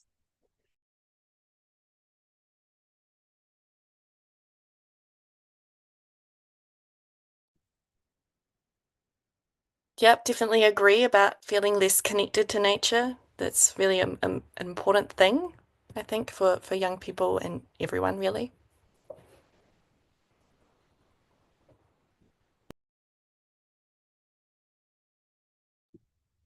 Cool. Thank you for your thoughts. So we have some favorites of our wildlife, and mine is the Kia. And the reason for this is without this Kia, it would be pretty sad life because Kias are very smart and they're known for their problem solving and playful curiosity. They are also very cheeky, which is funny to watch before they steal your rings or keys or wallet or anything that's precious to you, pretty much.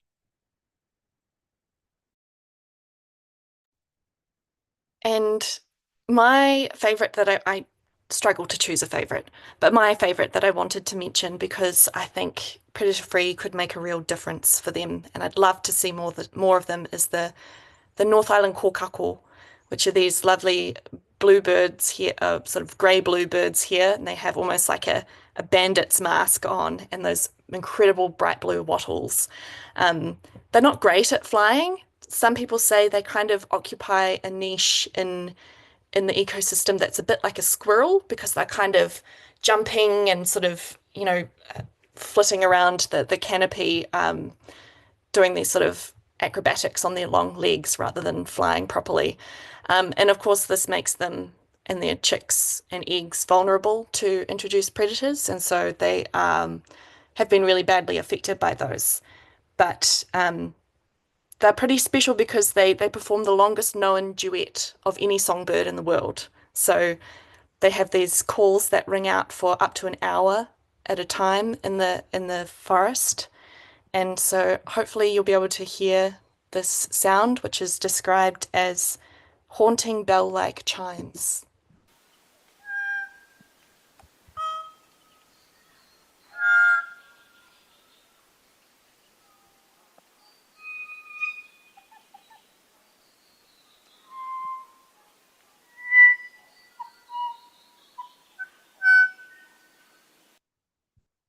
So you can just imagine walking through the forest and looking up to the canopy and hearing that sort of sound would just be amazing if we could hear it in more places. Which brings us to the last question we have for you. What do you think the biodiversity in your country will look like in 2050? And I've seen some comments about life, like waking up to bird call and like liking to hear the calls throughout your day, meditating kind of. But yeah, it's like quite stabilizing thinking and listening to birdsong. And yeah, kind of prepares you for the day and makes you feel a bit better.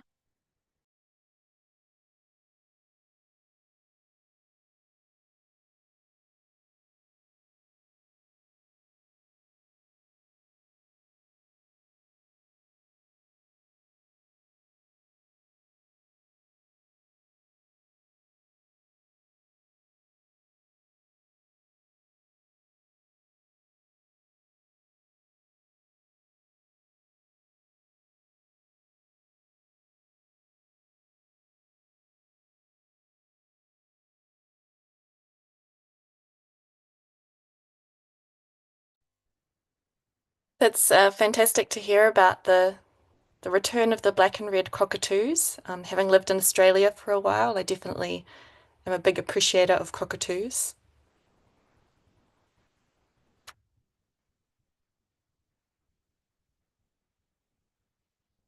Yes, I agree. With it will depend on our actions. There are multiple futures, and it does all depend on what we are doing now. It's nice to see some more positive as well, a positive vision there. Protected areas will be greener, urban areas will include rooftop gardens since people are trying to save the green, it's a green sign. absolutely. Nice to see some other people having experiences with positive action as well. But yes, absolutely. Abigail says maybe we will not have many diversities of wildlife like now. That is definitely a possibility. Yeah.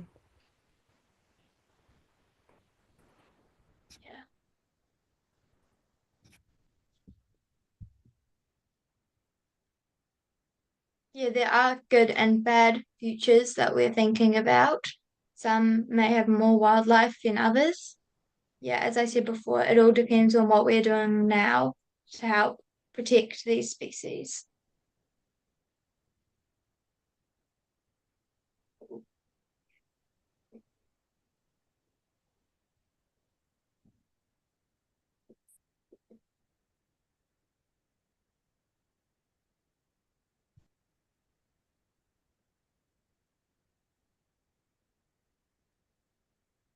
Yep, from Scott, living with nature is better than living over it. And a crocodile in Kuala Lumpur. So yes, good sign to have an apex predator around, but also a bit scary maybe.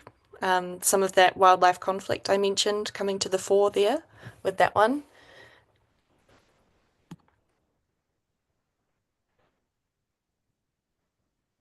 Bit more serious than having a parrot chew on your on your house though.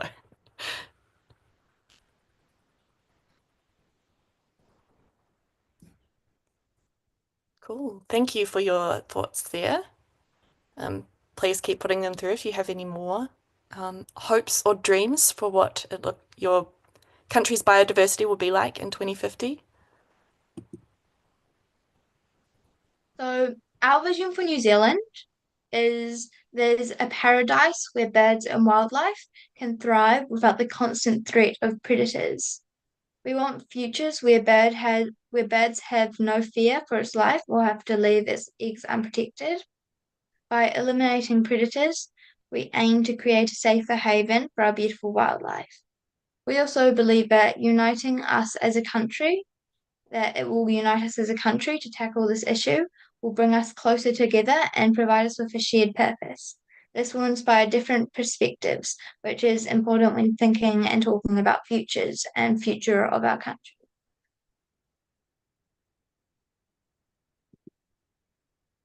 Well, thank you very much. We have about just more than 15 minutes for questions. If there are any, please pop them in the chat and Hazel and I will be happy to answer any.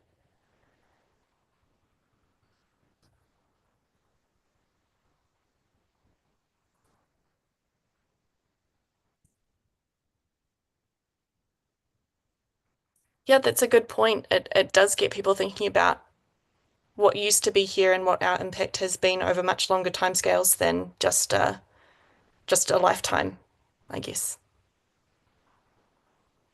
Yeah, and obviously, as Carol said, it's like lots of different animals in our countries that we like and that everyone likes and thinks are cute or enjoys looking at in their day, which is quite nice if we'd have more of those in 2050.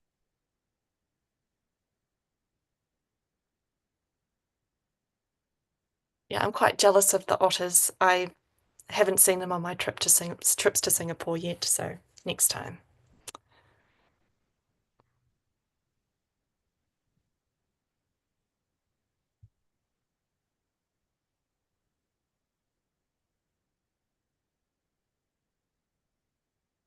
There's a question there from Jessie. Predator-free by 2050 is a great goal. Are there milestones along the way that the country is aiming for to make sure you're on the right track? It's a good question. I don't think there are some organizations like the government created Predator Free 2050 Limited, which is the company created to kind of advance this, might have some sort of milestones, but they're not sort of big public ones like by 2035 we'll have 50% done or something like that, because it's the kind of thing where you learn one bit and then you achieve that and then it kind of scales. It's kind of like an exponential curve almost. in that we have to put in a lot of work at the start for quite small gains and kind of work our way up. There is slightly a planned increase in geographical size. So, for example, New Zealand has successfully eliminated introduced predators from some islands, like Campbell Island in the subantarctic and the Antipodes Islands, and is now aiming for the next biggest one, which is Stewart Island at the bottom of New Zealand. So, kind of stepping it up, but there's not sort of set goals like that as far as I'm aware. And Eva says that there's deliberate plannings of animal crossings, and that may need to be something that New Zealand does more if we get more wildlife in 2050, because obviously there'll be more wildlife around that we won't want to run over with our cars. That's true. Definitely see road signs around with slow for kiwi or slow for kiruru.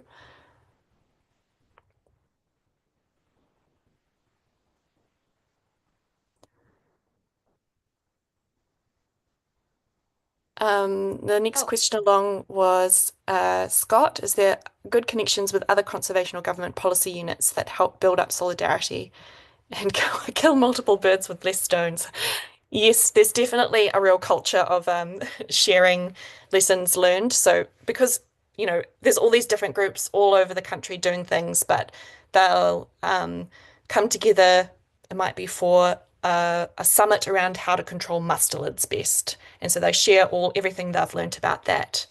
The sort of the government Predator Free 2050 Limited, which is sort of the company that was government created to advance the goal, has a lot of overarching sort of um, vision of what's going on. And there's also the Predator Free New Zealand Trust, which plays a role as well. But it's yeah, grassroots in a lot of ways, but definitely a lot of those connections across the country happening. Musa, sorry if I got the name wrong, said, what challenges do you foresee for biodiversity conservation by 2050? As we said before, there are multiple, but some things like, do we have enough money? Does New Zealand have enough money to continue doing this goal?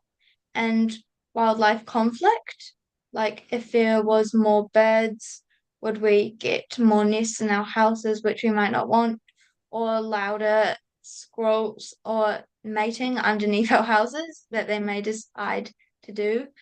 But yeah, there will be a few challenges, but if the community works together, there can definitely be some solutions. And connected with the next question there, which is about rising sea level, we often think about three main threats to the wildlife in New Zealand. One of these introduced predators. Second one is climate change. And so that's related to rising sea level, which is definitely already impacting some of the species that live around our shorelines. And then the third one is habitat loss. So, for example, New Zealand has lost more than 90% of its original wetlands. So that is still something that we're grappling with. So this rising sea levels won't directly impact the predator-free 2050 goal, but will have other impacts for some wildlife.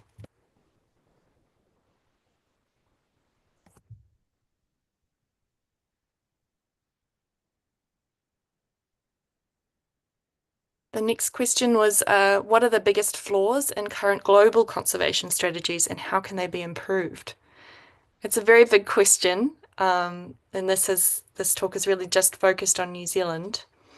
And I'm not sure that's one that I really have the expertise to answer definitively what the flaws are in global conservation strategies. But I think that in general, countries can learn a lot from each other. So I think more global dialogue and thinking about one thing perhaps that could be learned from New Zealand's experience with Predator Free 2050 is having a shared vision And so creating a shared vision could be one way to sort of help mobilize more people around global conservation issues and help address some of the things that are affecting wildlife around the world.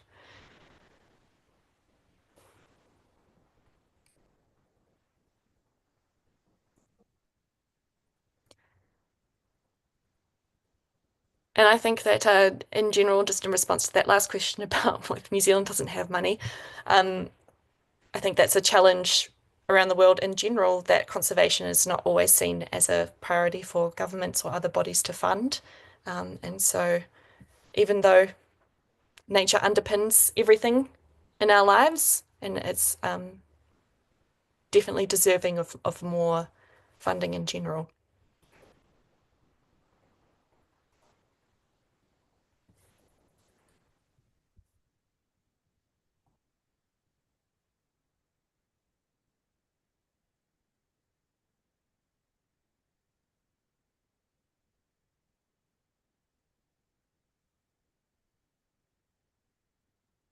Any other questions, or you can raise your hand and unmute if you would like.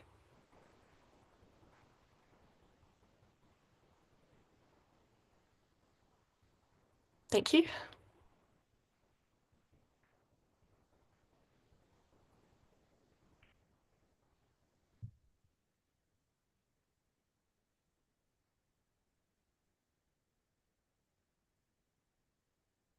That is a really good question. The question is, how can we eradicate predators here in Kenya since they're very destructive? I guess that depends on what you mean by predators and what you mean by destructive and how they're affecting the wildlife there. New Zealand is a special case because we don't have any native land mammals except for a couple of bats. We can be really specific and we can make sure that we are targeting the predators that have come here because they've been introduced by humans. In other countries, that would be more challenging. For example, in Australia, you have issues like feral cats or foxes that are impacting the wildlife there, but you also have a lot of native land mammals. And so being able to target one without the other is a challenge.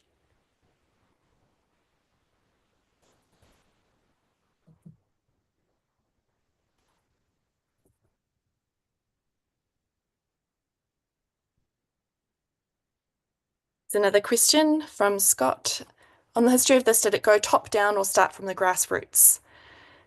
Yeah, we don't have to depend on other countries' policies per se.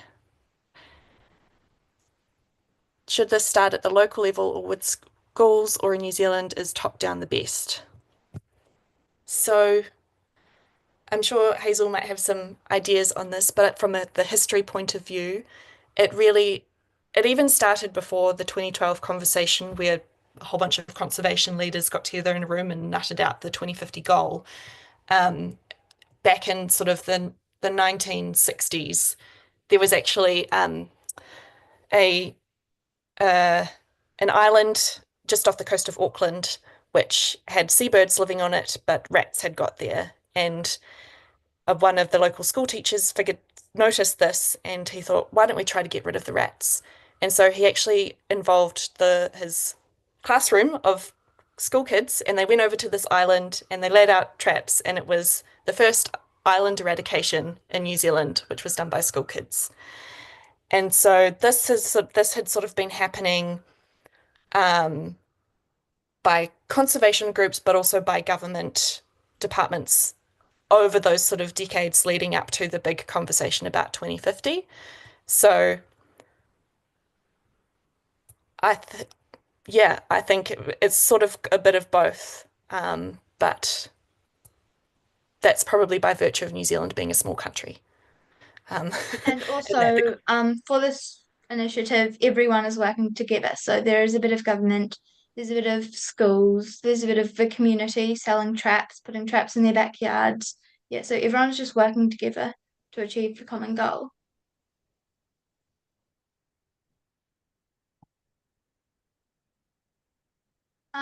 Catherine said, can we not find a way of educating the community on how to eradicate predators? we are doing that at the moment.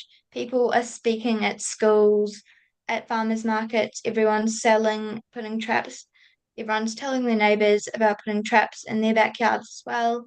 The school kids are doing initiatives to teach them and teach new future generations about eradicating, but also the ethical parts. So, yeah.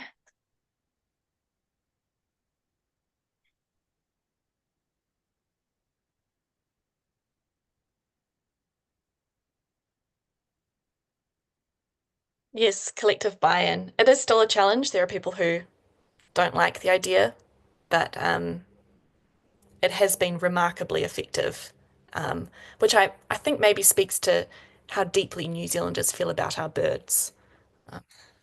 Yeah.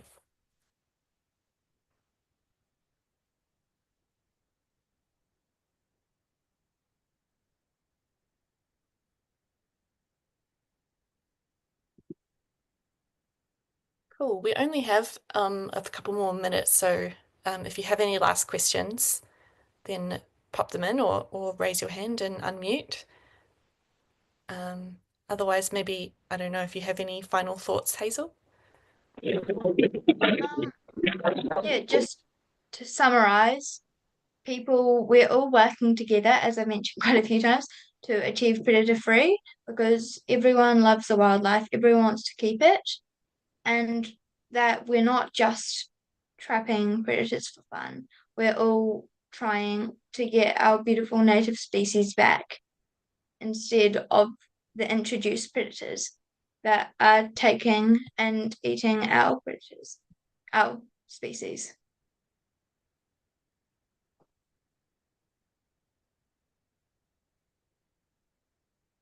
Cool. Any last questions? Okay. If not, we might pass back to Manya. Yeah, thank you two so much. This was incredibly inspiring discussion. And so as we wrap this up, thank you to both of you, the facilitators, and thank you to everyone else who was listening in for being a part of World Futures Day. And your perspectives and participation have made this conversation truly meaningful, but the journey doesn't just end here. New facilitators and fresh conversations are beginning at the top of each hour, and you're all welcome to stay and continue exploring future possibilities with us.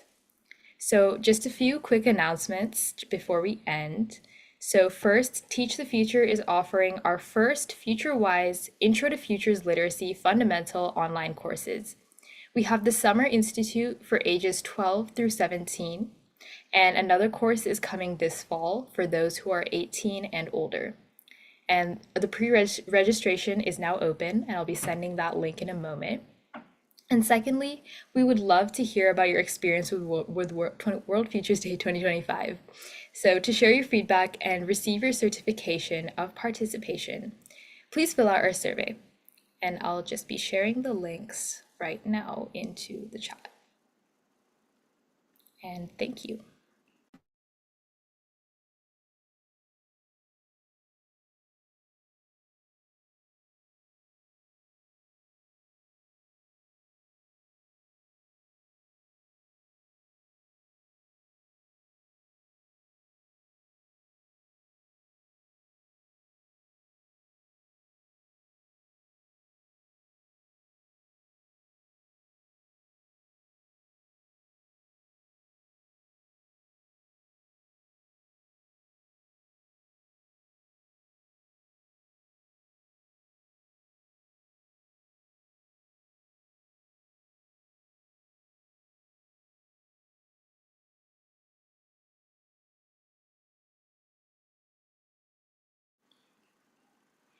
Hi everyone, welcome to World Futures Day, Young Voices 2025, for those of us who are just joining us.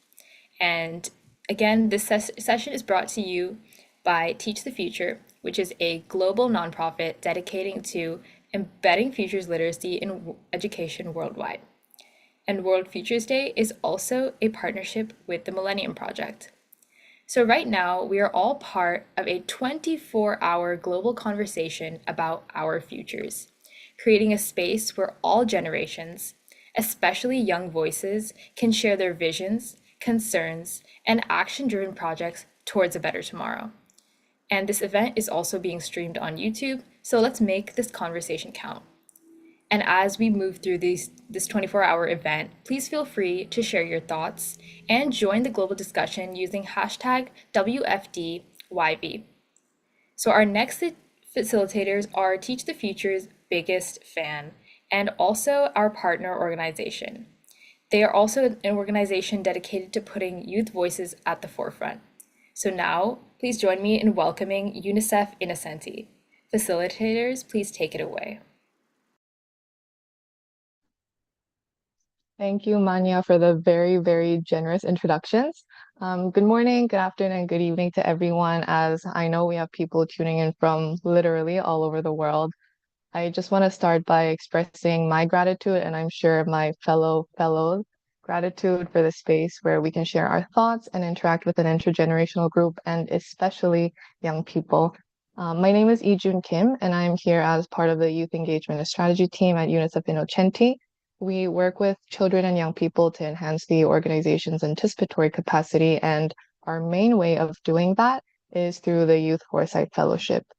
The program aims to build research and foresight capacities of young people and encourage them to design youth-led and youth-centered research to create enabling environments for meaningful youth engagement. Last year, our 12 fellows led national projects on really a wide range of topics, from climate change to technology. Their research findings were featured in our annual report called The Young Visionaries. And today, we have 3 of the alumni here with us, May, Usama, and Zahana, who you will get to know better very, very soon. So all 3 of them were drawn to exploring the futures of education, as you could tell, possibly by the title of this session. And they really wanted to explore what those futures could look like with young people in their communities. So through this panel discussion today, they will share what motivated them to pursue this topic and some of the key findings they surfaced through their research.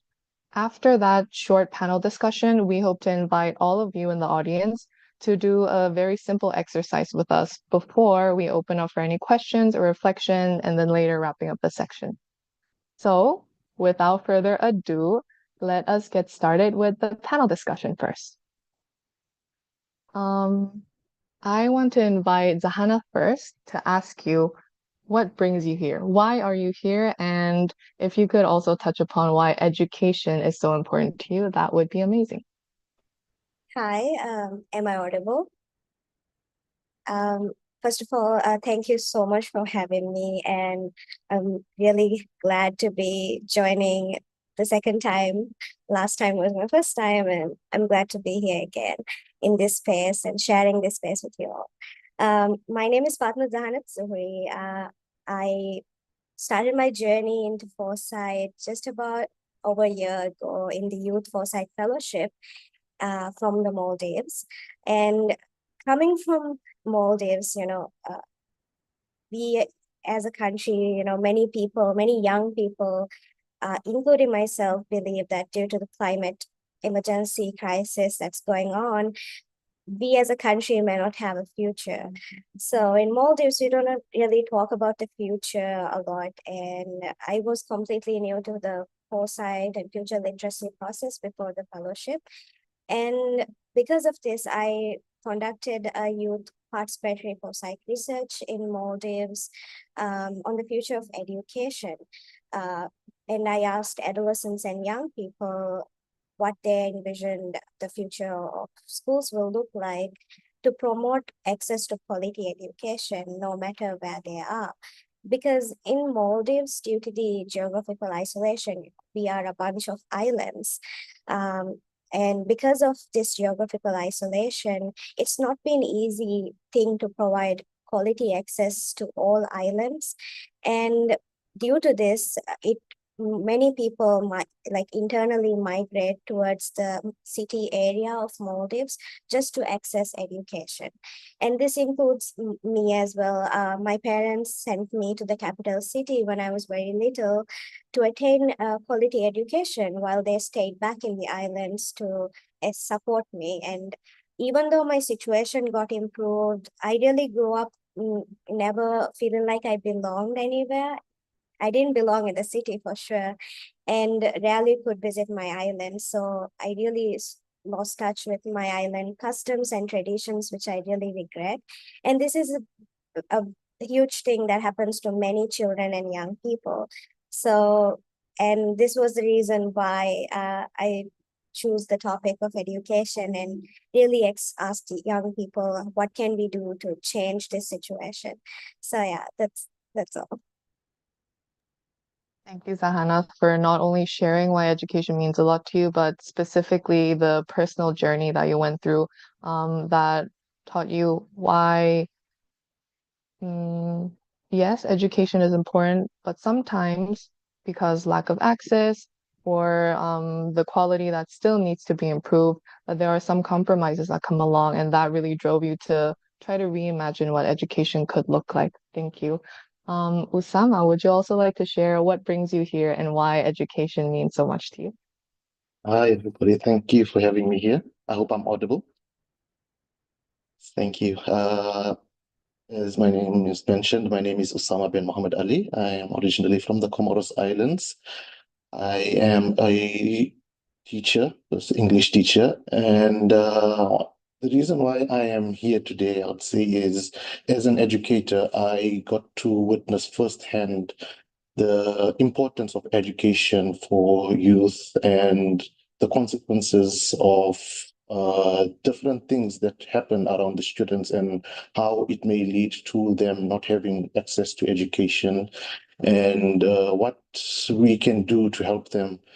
Um, as an educator, I came across several situations where a lot of students didn't get the opportunity to continue their studies. And looking into it further with my research with UNICEF, UNICEF, and the workshops that we did with the youth, we realized that it's mainly because of climate change that's happening in the islands, rising sea levels, a lot of those emerging issues that came up. And the impact of climate change in education is so drastic that a lot of youth fear that in the near future, they will be impacted in such a way that it will result in the students not being able to complete their education, or even we are seeing the impact of this currently. And I wanted to gather youth so that they can be the ones who will be voicing their opinion so that they can say that we are seeing this is happening currently. We would like to see these changes being made as soon as possible. That's one of the main reasons why I was a youth fellow. And thanks to UNICEF Innocenti, we got all the skills and tools needed to do this. And we gathered youth on different islands, and they expressed their views that they are currently facing, their concerns that they're facing, and they gave the recommendations that they'd like to see happening in the islands.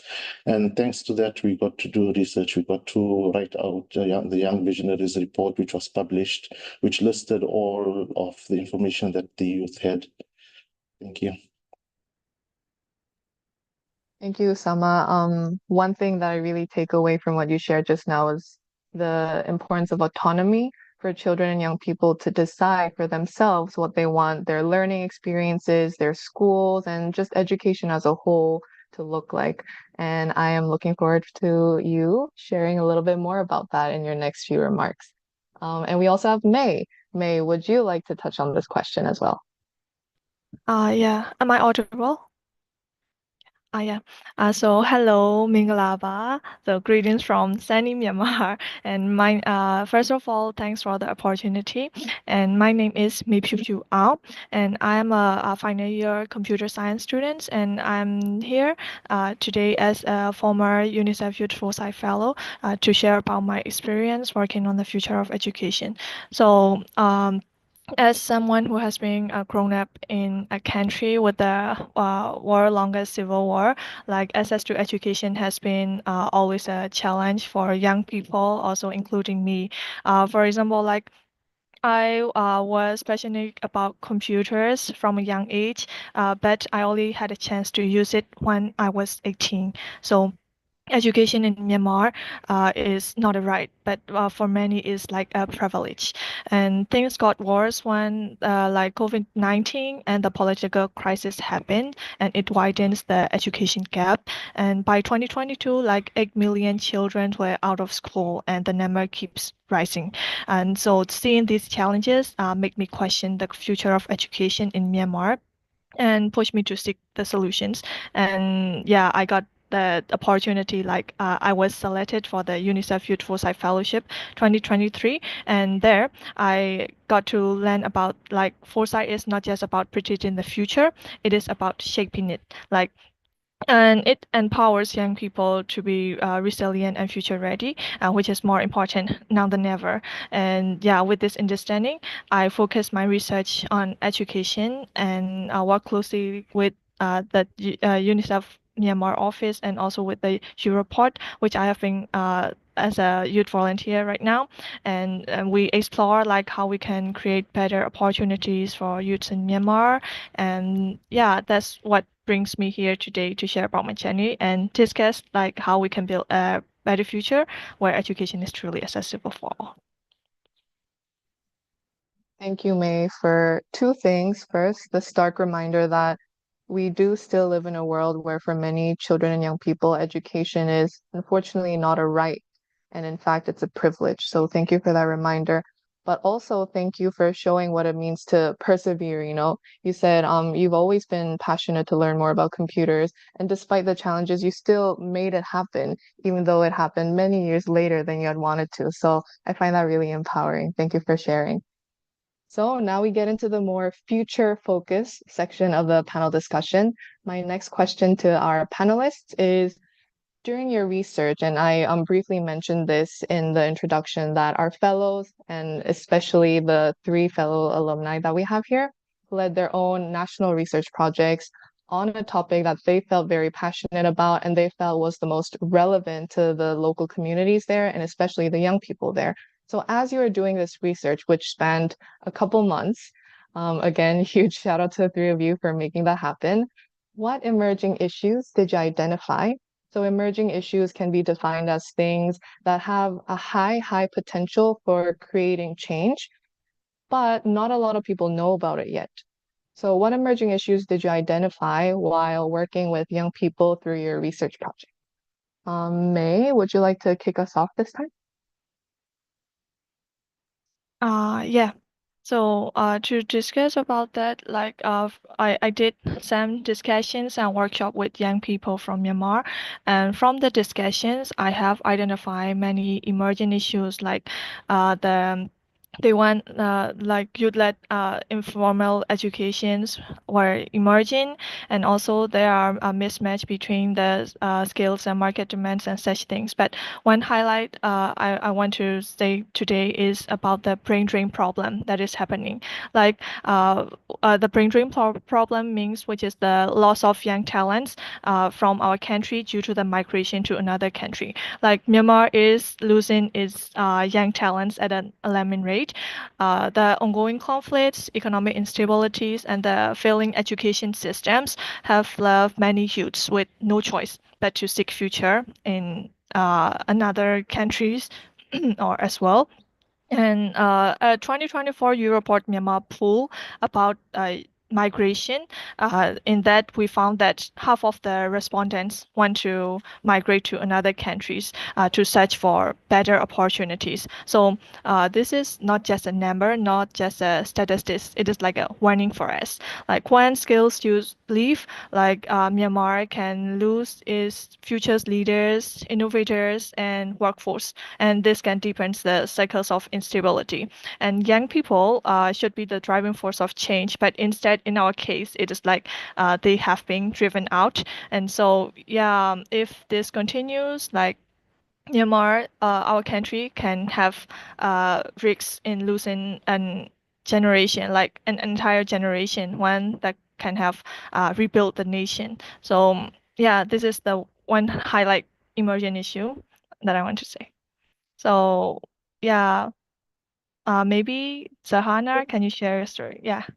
I was just gonna say that that was one of the emerging issues that also came up in Maldives. There was a lot of discussion on about moving to other countries because so many things. So we lack opportunity, we lack access to tertiary education most of the time, since we have only like one university and two colleges in Maldives. It's very common for young people to already go abroad to attain their higher education.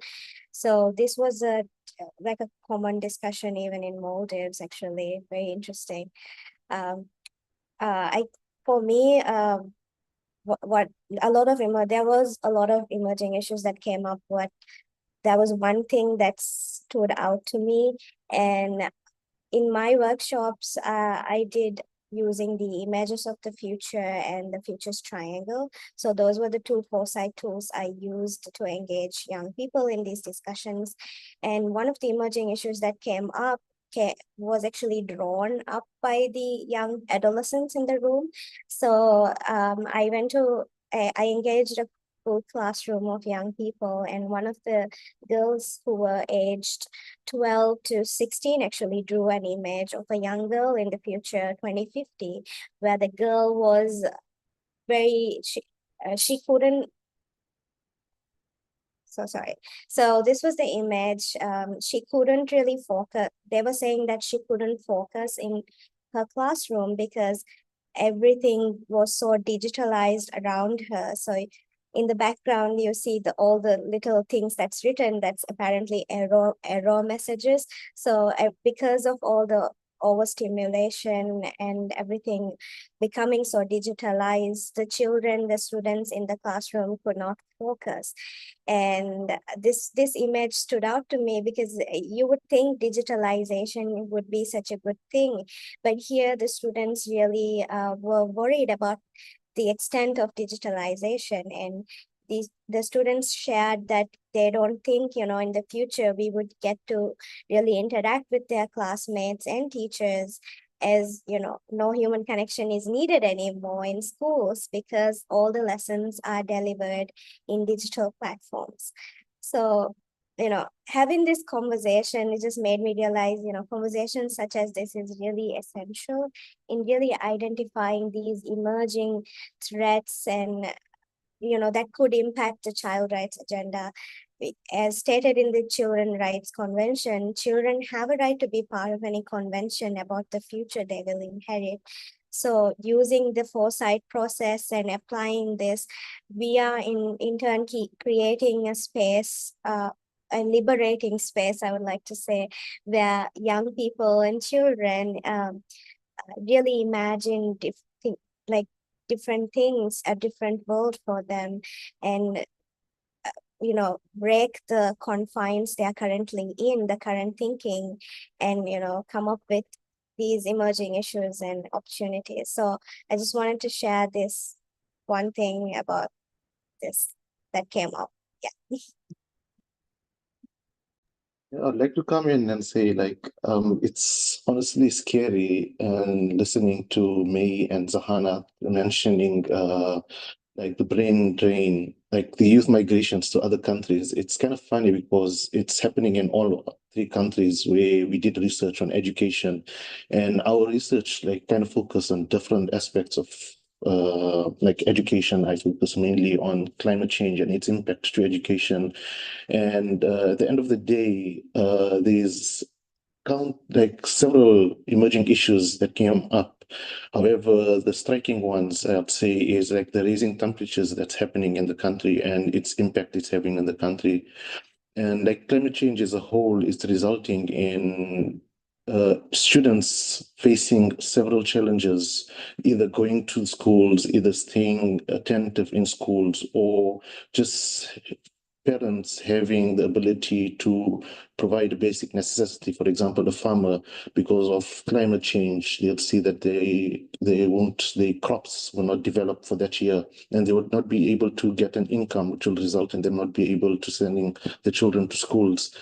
And the infrastructure, we are currently facing a lot of infrastructure. The infrastructure is a huge problem in Comoros, and we've got purely built infrastructure And climate change is just making it worse. Like recently, there was heavy rains and flooding that happened, and this resulted in a lot of schools facing damages.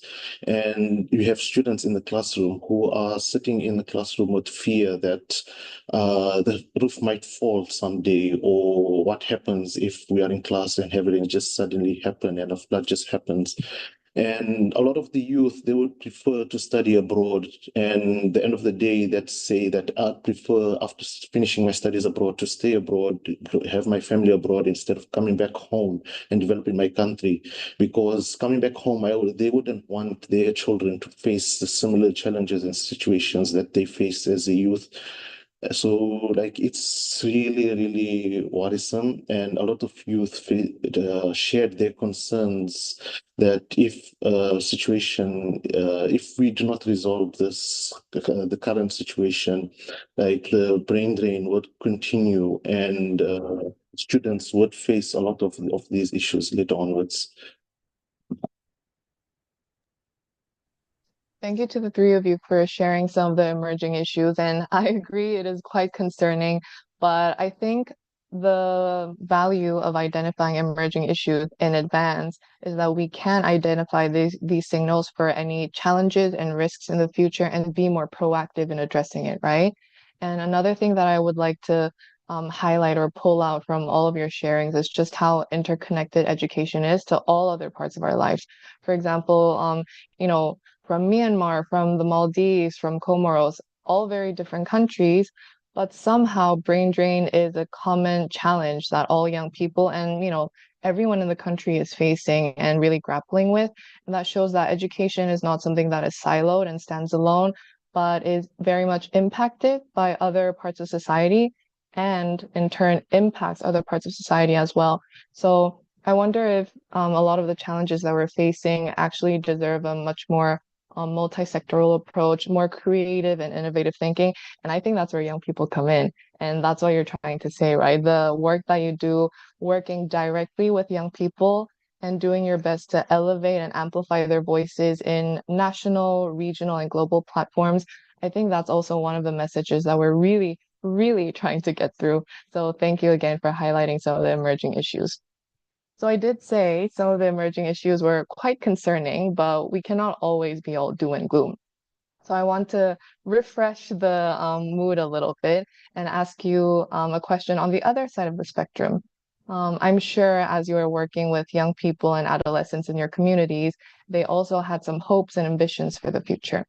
So in the long research that you did in your countries, what preferred futures did young people share? And if there were any ideas that came up, what can we do now to achieve those visions? Let's see, Usama, would you like to come in?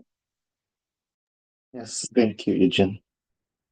So as I did like workshops on different islands with different groups of youth from different backgrounds, mainly youth in NGOs who focus on education. A lot of them, the main recommendation that was heard from most of the groups was they would love to see an investment in sustainable infrastructure, because in the future, like we anticipate extreme weather events, and infrastructure for children and young people must be designed accordingly. So if we have learning facilities that are equipped with cooling systems that are built in a way that can withstand harsh weathers, this will ease students' concerns in the classrooms. And second recommendation that came up was an increased access to education. Like education isn't one of the primary how do I say this? Education isn't one of the primary aspects that are being invested into our country, unfortunately. And it's one of the things that result in a brain drain in the country. So if we can have an increased access to education, especially for the young children, like from an early age, primary school, secondary school, and then later onwards into like tertiary education. It will result in more students feeling that if they stay in the country, they will be able to get a better education and they'll be able to make the change that's needed in the country rather than going abroad and studying abroad and finding work abroad and not wanting to come back because of the situations that their children would face if they come back to the country. And lastly, a lot of the youth, they envisioned a future where they would have their children's going to school, having a good education. The teachers or professors at university are providing a stable, a good education for them, where and the parents, as them as parents, would feel that their children are safe in a safe environment where they wouldn't have any worries that my child is going to school. Would something happen if they are in school? And yeah, thank you very much. Thank you, Sama. Your point on sustainable infrastructure is, I think, something that deserves a lot more thought and study into, because we already have so many countries and regions and neighborhoods that are struggling to provide safe spaces for children and young people to learn. On top of that, we are now facing the ramifications of climate change, which makes it even more difficult to provide those spaces, right? But there is definitely a bright side. Every once in a while, I tried to look on the web, whether it's on social media or journal articles, very wide range, I know of credibility, but I try to find little nuggets of hope. And it's really fascinating that there is actually so much innovation out there, in this case specifically regarding infrastructure and building materials that are being created and that are being tested, but we just don't hear much of them yet. So my hope, to add to your point, is that innovation is not only accelerated, but it's shared and it's celebrated more widely. So we actually know that these things are possible. And another thing that you mentioned, young people, their drive to move to another country is not only about the lack of opportunities for themselves, but it's also in consideration of their children. And that kind of mindset, thinking of future generations, I think that's actually a really wonderful mindset that we all already embody to some way, right? When we're thinking about our children, whether that child is 5 years old or not yet born, we are already thinking about the future. But maybe now it's time for us to expand on that way of thinking a little bit and think of what future generations as a whole means and what we can do for them. So thank you so much for sharing, Osama. May, were there any preferred futures and visions of the future that really caught your interest and you would like to share?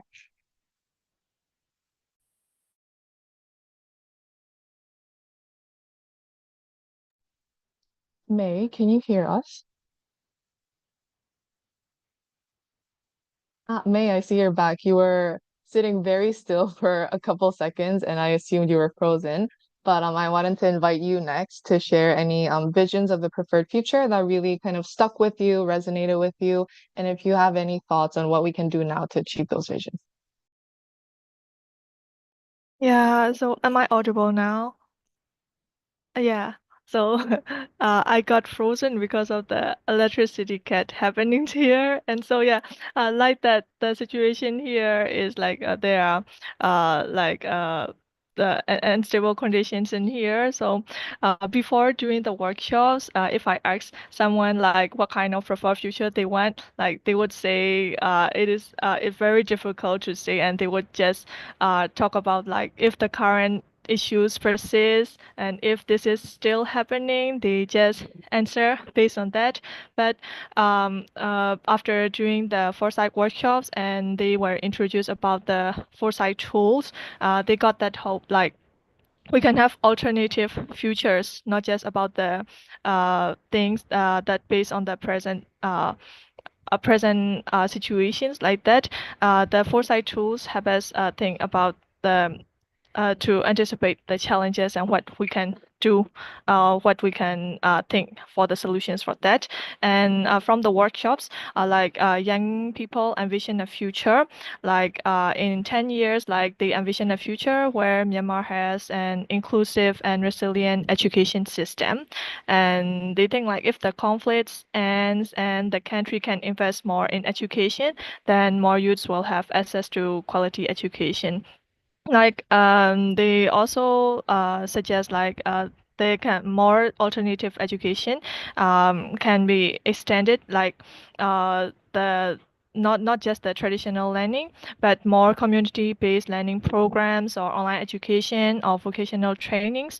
They can help them get access to more quality education.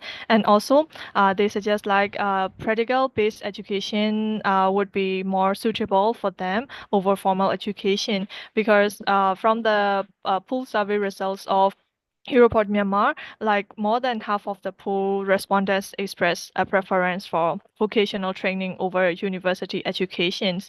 I have also mentioned the problem like there have been a mismatch between the skills and the market demand. So in this way, they can get more job opportunities, and the brain drain problems, the kind of problems can be resolved. And so, yeah, to achieve these, like actions should be taken. And for the actions, like they want, we have to ensure safe learning spaces, then expanding access to digital tools and creating more job opportunities for educated youth. And with these efforts, I believe Myanmar, our country, can have a lower risk in losing an entire generation of talent. Mhm. Thank you so much for sharing, May. And I think the really powerful message you left at the end, education is not only, you know, a phase you go through or just a box that you have to tick, but it is actually about cultivating generations of young people who can later step up, or even now step up, right? I shouldn't say later, that can step up and advocate for the changes they want to see or lead community-based movements, including community-based learning. So thank you so much for sharing, May. And Zahana, now I would like to invite you to share any preferred features and some recommendations you might have. So before I get to the futures vision, I think that it's important to know the reason why they approached it. In Maldives, as I said, you cannot access critical infrastructure in the rural island areas. Only it's very centralized in the city area. So access to well-stocked libraries, computer labs, and even science laboratories, they're very the access is very less in the rural islands. So because of this, when I asked young people, what young people really wanted to decentralize the education system. Decentralize as in they wanted these access to these libraries, laboratories, and science labs that are closer to their home islands. They do understand it's not possible to provide access to all of these in every single island. So they really wanted to see one island close to the vicinity, the cluster of islands have this access. So young people really imagine the future where the education system will be decentralized, but also adopt a hybrid model of learning, using in-class classroom learning and also digital platforms, so that you can have access to quality education, and children and young people in the future can continue their education regardless of their island. So they don't have, so especially like the children in the island region, they were sharing with me that they are all right to go to the close island nearby to do science labs, experiments or some things, but they still prefer that in-person learning where they get to interact with their teachers and classmates. So I think this model would be really strong here, and I really hope this is something we are able to achieve, because you know um, and I would like to say one of the comments even says, how can the role of youth be enhanced in decision making process? I like to share that, all these workshops were made possible based on like the principles of this workshop were the meaningful youth engagement principles, which we employed to really get these discussions going. And this is what made it possible for young people to really participate and share their thoughts, because it's as young people, we embody the future, and I think youth foresight and using meaningful youth engagement principles, we can really engage young people in these decision making spaces that really impact our life. So just a reflection on that as well. Thank you so much, Sahana, for sharing that reflection. And actually, I know this wasn't a question that I asked of you before, but I wonder if you could give me one keyword that comes to mind when you think about not only youth engagement, but meaningful youth engagement. What's a word that comes to your mind? Any first takers?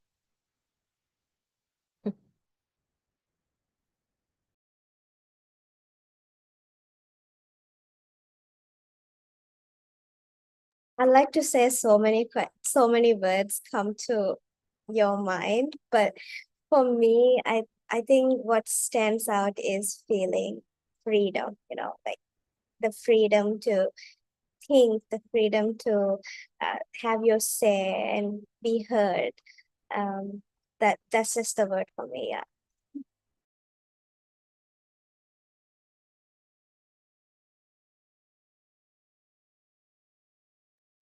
I'll go next. I'll say that, like Anna said, like I think of a lot of words. However, a word that stands out mostly to me, I would say it's accountability. Like we are responsible, and everything we do is going to have an impact on the future generations, just as what the previous generation done. That's what's having an impact on us now. So accountability is the best keyword that I can think of.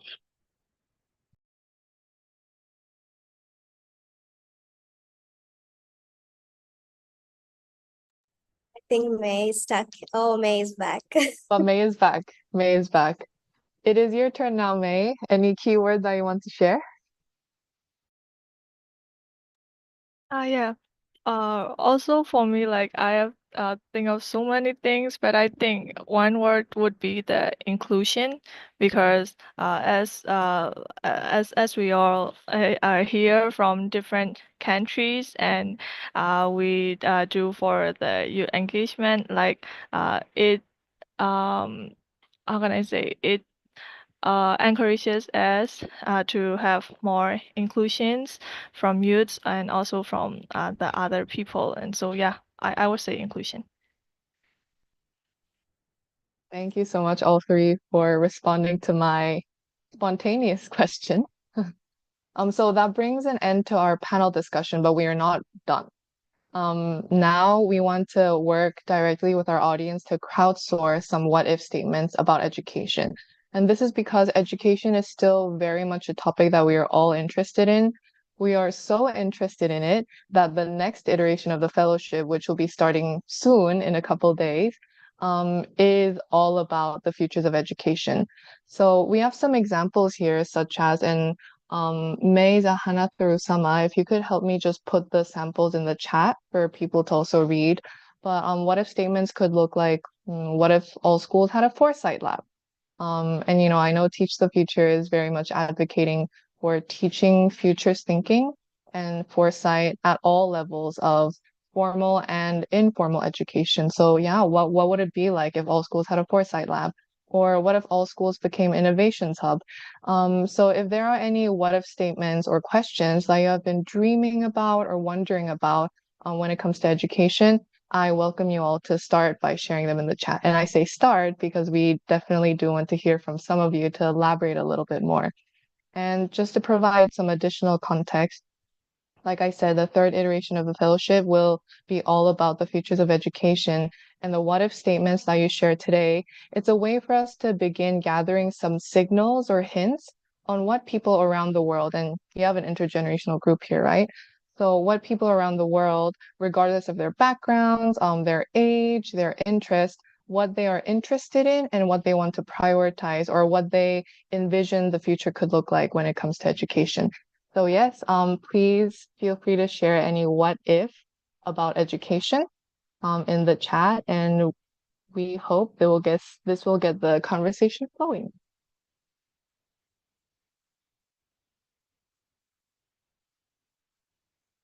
And I recognize this is yet another spontaneous question of mine to the audience. So please feel free to take your time if you need to brainstorm a little bit and come up with just one or maybe even two what if statements.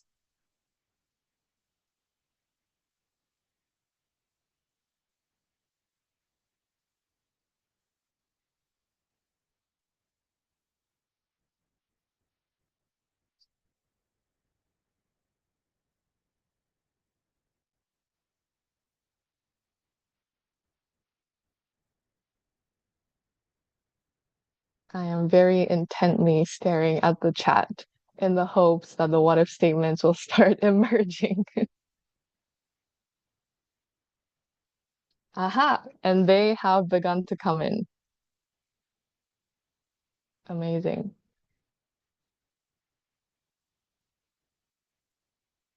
And May, Usama, Zahanat, if there is a what if statement that, catches your attention, please feel free to invite someone to share. I was just about to say I love the what if schools resource the skills in local community more effectively. Just to reflect on that, I think that would be so great for a country like Maldives. We follow a Western education system here, and really, I think if we were to teach local complex skills used by the local fishermen or local farmers in school, it would be such a good way to even pass down traditional, even custom knowledge to students. So I think that was just so beautiful.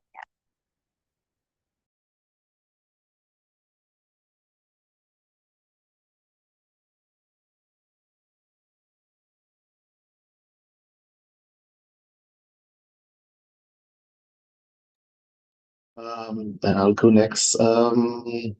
The what if questions, excuse me. What if education is completely personalized? This is an interesting what if. Thinking about if all schools had a system where they try to gather the youth and see in what aspects they'd like to, excuse me, what aspects they'd like the education to, what direction they'd like the education to lead into, and help their students develop their skills personally. I feel that we'd see a lot of students who would feel much more comfortable, they would know what their future looks like. They would have a certain goal, they'd have a direction that they're heading into, rather than just going to school and following a curriculum that everybody is currently following. And at the end of the day, when they finish school or university, they're unsure of what they should do or what they can do, what they cannot do. Thank you for your reflection, both Sahanath and Usama. And I see we have one sharing.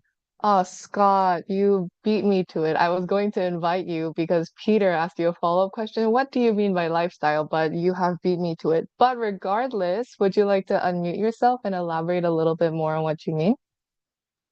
Yeah, totally. I'm thinking more like because we often think of school as the thing we have to do, right? You do it in life and then you're done with it, you can move on, you can actually do stuff. But if we didn't think of it as this thing, we kept it as a sort of a social, societal thing we all engage in, despite what we like or whatever we spend our lives doing. But we're always reading, we're always asking questions, we're always talking with one another and trying to learn sort of education as a lifetime vocation, I think is how the Jesuits put it. But everyone has different ways of talking about that. So Thank you so much for sharing, Scott. And I mean, I agree, even if it's not necessarily maths or science that I'm learning in school, I am constantly learning. For example, I am still constantly learning what it means to meaningfully engage young people and work with them. And if I were to actually add another keyword to what May, Usama, and Zahanat already shared, I think it would be experimentation, because I really don't think there is one size fits all, especially when you're working with young people from so many different backgrounds. And one of the challenges I think we face in youth engagement is seeing them as this homogenous group, when in fact, all these young people have different backgrounds, different experiences, and different ambitions and hopes.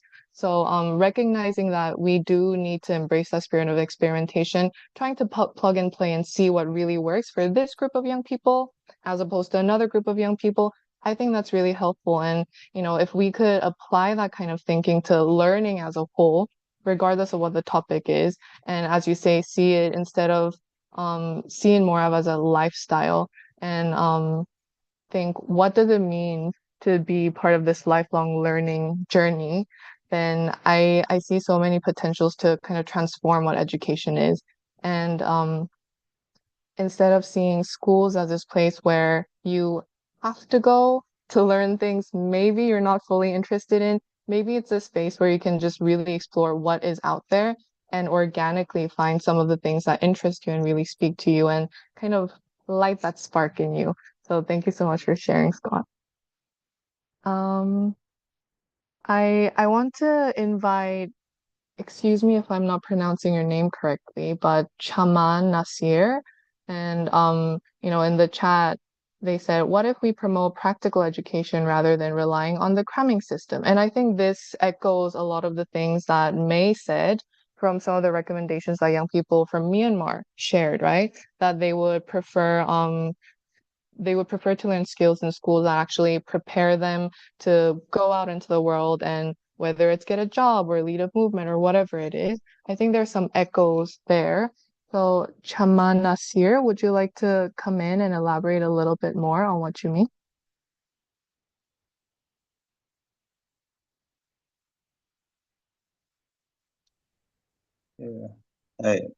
Yeah, I, Chaman is here. I'm from Pakistan, and here basically, I think there is a problem with the education system of Pakistan. We're not promoting like we have to cram. Uh, our education system is based on theoretical study, and right now we are here, and we are trying to convey our ideas. So I think we need to learn the skills, how to how to talk to others, and how we need to learn communication skills. And but we are spending a lot of our time, and not only this is a problem of Pakistan, but other countries like the developing countries, like you are from, I think you are from Myanmar. So I think this is a problem. We are not promoting the practical education. We must inculcate among the students how to produce, how to make innovations, and so I think it will be helpful for us, for the developing countries, to to get the real aim of the education. And I think the developed countries, they are following this path, and they are promoting the practical education, or the pragmatic education. So I think the developing countries, they also need to adopt this path. Yeah. Thank you so much for elaborating on that, Chaman. And I think, that is definitely, that sentiment is echoed across many different communities and countries. This desire to see a better connection between what we learn in classrooms and what we actually experience out in the world. And I have had many days where I was complaining about my math class, for example. I'm not very great at math. Um, but that complaint came from this sense of frustration, like, why am I even learning this? And I think for some students, more than most maybe, but that lack of clarity on the why is also another reason why there's just so much frustration on being told to learn a set of things when you're still not sure why this is necessary and the value of that subject. So thank you for elaborating on that. There's just one what if question that I would love more elaboration on. Um, Sadia, if I'm sorry if I am spelling your name wrong, Sadia has wrote, what if schools prioritize futures just as much as history and other subjects? I would love for you to elaborate on this. Because I would love to hear your thoughts. And this was something that was, discussed even in my workshops. They were like, they learned about foresight and they were like, why are we not learning this in school, right? So yeah, I would love for Sadia to come and give some more details on Yeah, what definitely. So I think um when I was still in school, which was not too long ago, I mean, I agree with Ijin that a lot of subjects definitely felt, as if we were forced to learn them. And, we never really got much out of it. But futures is such a diverse field where anyone is able to, like, very easily access information coming in from all different, like, parts of futures. So, for example, agricultural futures, technological futures, um, all of that. Furthermore, I also like mentioned in the chat that I think that our leading bodies and policy making um, structure would be a lot better because, like, as these kids who are right now studying futures in schools grow up to then, eventually become policymakers, they would definitely ensure to take the future into account while making decisions, which I think is a really big issue right now. So yeah, thank you. Thank you so much, Sadia. I mean, I agree. I was first kind of exposed to this world of futures only a couple of years ago, but I'm still surprised at how many different areas that I can just apply that kind of mindset and thinking. And I hope that, beyond the young people and children that I get to work directly with, and May and Usama and Zahanat and everyone in this room gets to work with, we kind of expand on the circle of influence that we have and just plant little seeds here and there, like this is what it's like to think about the future, and you can do it too. So thank you for touching on that. Our time together, I think, is slowly coming to an end. Um, I just wanted to, before I give the closing remarks, I just wanted to invite our panelists, the stars of the show, to share briefly, how you feel, what it was like to um, have access to this space to share some of your findings and your sentiments about the future of education. Anyone want to have a go?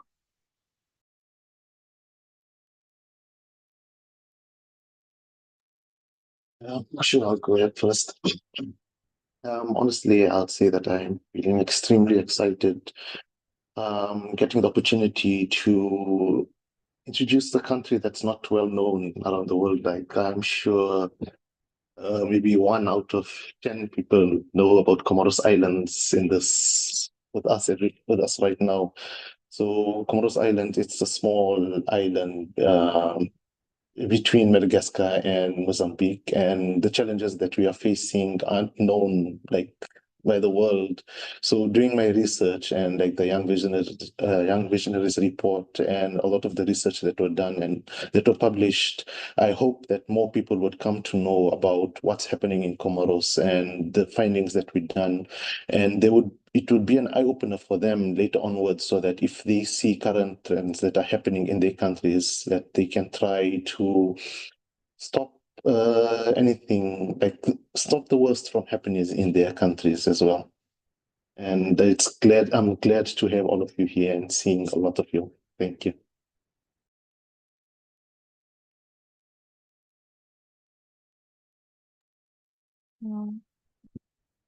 Yeah. I'll jam in.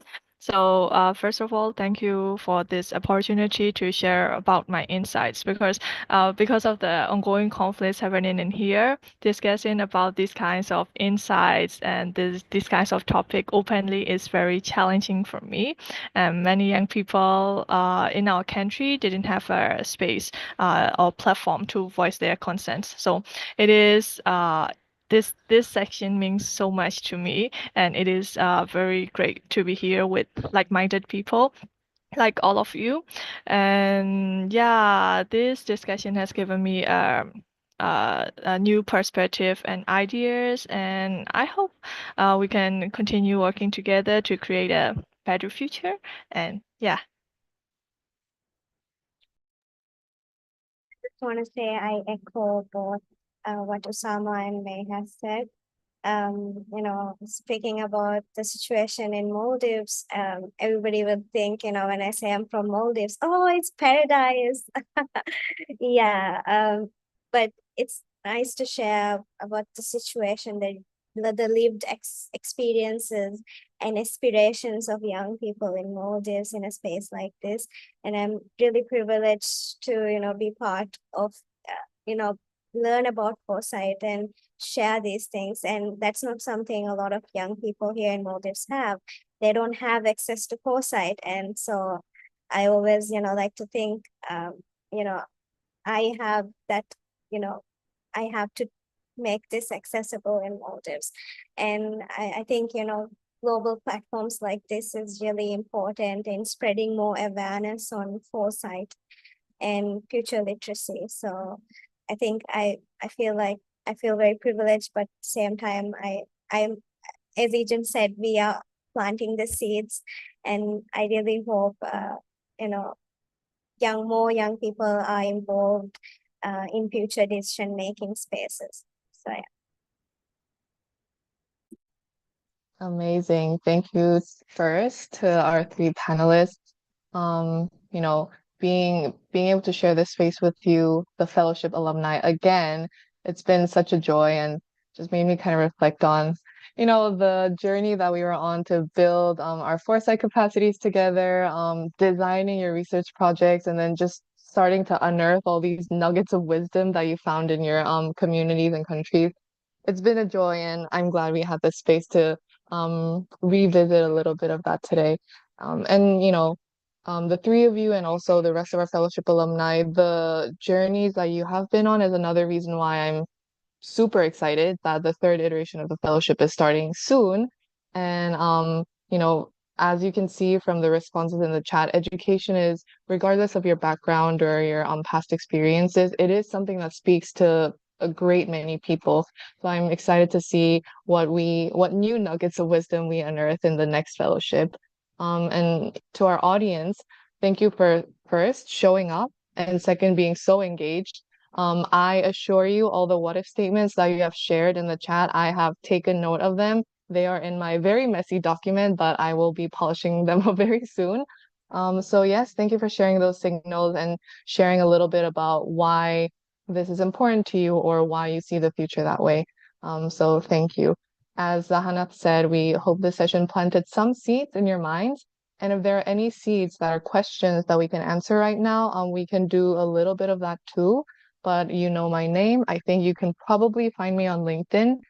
So if there is anything that you need more clarity on or you would like to further discuss, just please know I will do my best to check my messages. Thank you so much. Maybe I will pass it now back to Manya.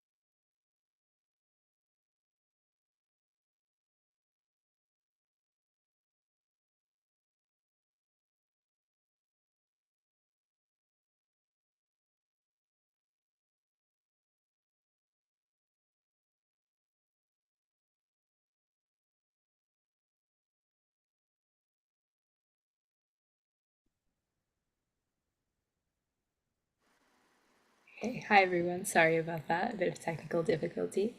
But thank you again to our UNICEF partners for this incredibly inspiring session. And once again, thank you to everyone in our audience right now for being a part of World Futures Day. And your perspectives and participation have truly made this conversation so incredibly meaningful. But our journey doesn't end here, and new facilitators and fresh conversations are beginning at the top of each hour, and you are most welcome to stay and continue exploring future possibilities with us. So some quick announcements to end this session. So first, Teach the Future is offering our first FutureWise Intro to Futures Literacy Fundamentals online course. We have the Summer Institute for ages 12 through 17, and another course is coming this fall for those who are 18 and older. And the pre-registration is now open, and I'll be sharing the link shortly. And additionally, we'd also love to hear about your experience with World Futures Day. So to share your feedback and receive your certificate of participation, please fill out our survey, and I'll be sharing the links in the chat now. So now over to our other MC, and I'll be pasting all these links in the chat right now.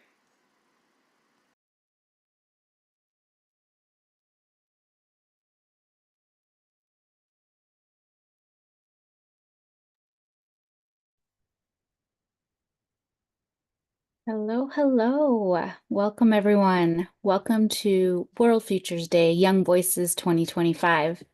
This session is brought to you by Teach the Future, a global nonprofit dedicated to embedding futures literacy in education worldwide. World Futures Day is partnership with the Millennium Project.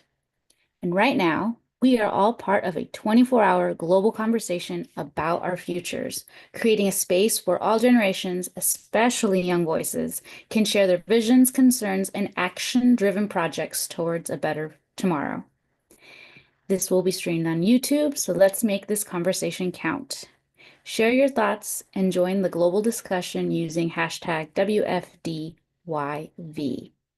And just right before I say facilitators take it away, I just want to say that this is a truly special session. We are welcoming back Sadia from last year, who gave an amazing talk on quantum, and now we get to hear what's the latest and what is happening. So with that being said, Sadia, please take it away. Thanks, Lisa. It just made my day to see you and hear you again. So hi everyone, I'm Sadia Saqib. I'm from Pakistan and I currently live in Dubai. I'm hoping to go to university to study physics this year and then branch off into quantum computing later on, but I've been interested in all of this nerdy stuff ever since. One second.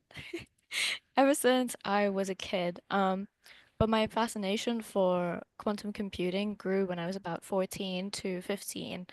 And I have my physics teacher to thank for that. Currently, I'm attending conferences, sharing my knowledge on forums such as World Futures Day. Thank you for this opportunity. And have been with Teach the Future as a youth futurist. Um, I'm here with Donna Buckley, my longtime mentor, role model, and inspiration. So yeah, on to you, Donna. Thank you, Sadia. I'm so pleased to be here. You inspire me.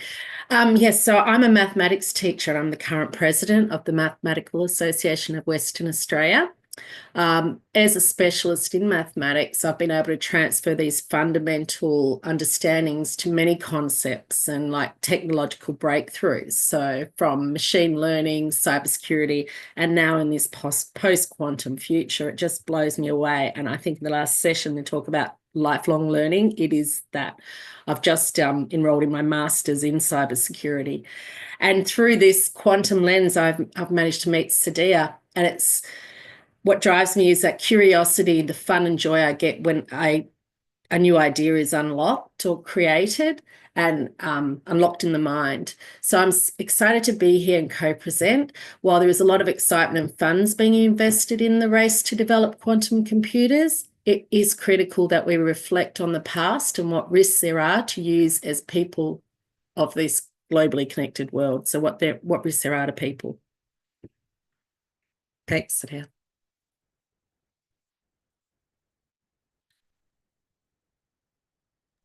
Sorry. Today we're going to be talking a little bit about the urgent cybersecurity challenge, the rise of quantum computers, and why we need to protect our data. So, what is a quantum computer? Daunting question, daunting words, but I'll try and simplify it for you as much as I can. So, unlike traditional computers that use ones and zeros in their bits, quantum computers use ones and zeros. we use in a quantum computer what we call qubits, and they are tiny. They are down to the nucleus of an atom, so very, very small. And that allows them to exploit the laws of quantum physics and quantum mechanics to be in both states at once. So think of it like this. I like to use this analogy a lot. Imagine that we've got a maze and we put a quantum computer as a participant and a normal computer as a participant. The normal computer will go through and find each and every single part of the maze periodically, one after the other. But a quantum computer is able to find every single path of that maze at once. Crazy. Yeah. We can call this parallel. So the quantum computer works in parallel, both things at the same time, multiple different things at once. And this will make them ultimately very, very fast to solve complex mathematical issues, but also a threat. So a normal computer will brute force a password by trying at the password, you know, one by one. But a quantum computer can do all passwords at once in the span of what, maximum an hour. So, yeah. Oh, sorry. Yeah. So what can they do? So they can solve complex optimization problems exponentially faster. And they are not just a scary computer that is able to, ruin encryption as we know today.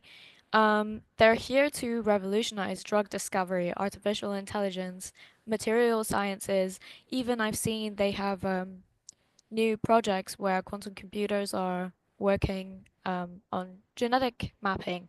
So yeah, in the future, maybe we'll be able to prevent genetic diseases using these. And yeah, the big challenge that we have at hand is to balance these benefits while making sure that they don't break our current security systems. So, what comes to our minds when we hear the word encryption? Can we drop some answers in the chat? Maybe? Anything at all. It could be a color, it could be anything. Oh, Zero one, I love one. that. Hidden. Yeah, it's a pretty good one.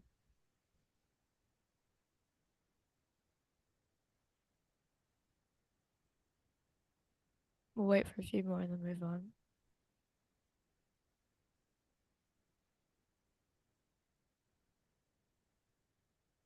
I think all of these answers are, yeah, it's secret, hiding information. Yeah, all of these answers are pretty much on point. Yeah, private and public. I'm gonna pass it on to Donna now to discuss the secret science of encryption. If I can. Oops, I've gone forward too far. Oh, no, we're there. Sorry. Yeah, the secret science of cryptography. So the word cryptography comes from the Greek word kryptos, which literally means secret writing. And the art of breaking codes, so iconography, is like the earliest form of communication with symbols. So in Australia, Aboriginal people mark places of country, and in ancient Egypt, they're hieroglyphics. So we wanted to unlock them. It's this curiosity. We need to know how we're going to read the messages that we don't understand. So the terminology we use is Alice is going to take a message to Bob. So Alice wants to send the message, but Eve is eavesdropping and wants to listen to the message and read it and find out the information.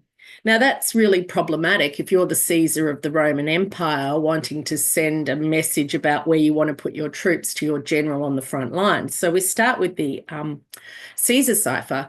But today, Sadia and I will like to take you on a journey into the world of encryption and its implications in a post-quantum future, touching on some of the encryption methods mentioned in that slide. Okay, sorry, I'm just trying to get the slide to. It's not moving. It'll probably go 3 sides. Oh, let's talk some about. Yes, so I'm going to do mathematics. I am mathematics trained, but I promise I will keep it at a base level. I know that there is some maths phobia out there, but we're going to get this happening. I'll make it super easy. So the typical code breaker needs to be a combination of mathematician, statistician, linguist, and puzzle solver. The simplest cipher is a Caesar cipher. So that's a simple shift cipher. And I've put it there. So if you see the plain text is our alphabet, ABC, and then we've shifted it 3 places. So our key, like you would lock your front door or your car or etc., is the key 3. So you can look at the text, and I'm going to give you a little bit of time. Maybe someone will try and solve it, what the message is. Yeah, so you can, if you want this, if you put the solution in the chat, if you do get it, you may well be able to break the code. But ciphers need rules, and in that lies their potential vulnerability. There is a potential for decoding, which is unlike hashing. So with passwords, we use a one-way function to hide the passwords. It can't be undone. But ciphers are two-way function. The idea is that you can read the message, but we don't want Eve to eavesdrop it. This sort of cipher was considered really secure for over 500 years. And even though now it would be like one of the simplest cipher, and it was strengthened by the Viennese cipher, which was called the unbreakable cipher, which is now broken, in like the 1700s. So that was really popular with poets and like people like Edgar Allan Poe and Jules Verne. So this goes to treaty impossible. And this is what we call frequency analysis. I'm sure we've seen a chart. So how is it broken? It's simply looking at how often the frequency of certain letters are in the alphabet and in the text and the script. And then from that, you can start to backtrack and find the information you need. During World War II, Bletchley Park, they had the World War II, they had the Enigma machine developed. So this is like at the birthplace of our computing system. And it was about trying to look for crypts in the message and to read the code. So technology, mathematics, have all evolved around this need for security. So there is the imitation game. If you wanted to learn more about the Bletchley Park and the stories behind it, it's quite a beautiful game. So what I'm going to do today, where are we? We're going to go steps through some maths. So I want to start, we are going to go all the way to the RSA algorithm. So that is with modern encryption. But I want to first go over modular arithmetic, which when you look it up online, it looks really scary, but it's it's just gone back. My slide. Sorry. I don't know how to go back. Sadia, can you? No, thank you. Back to the clock. It's not going. There we are.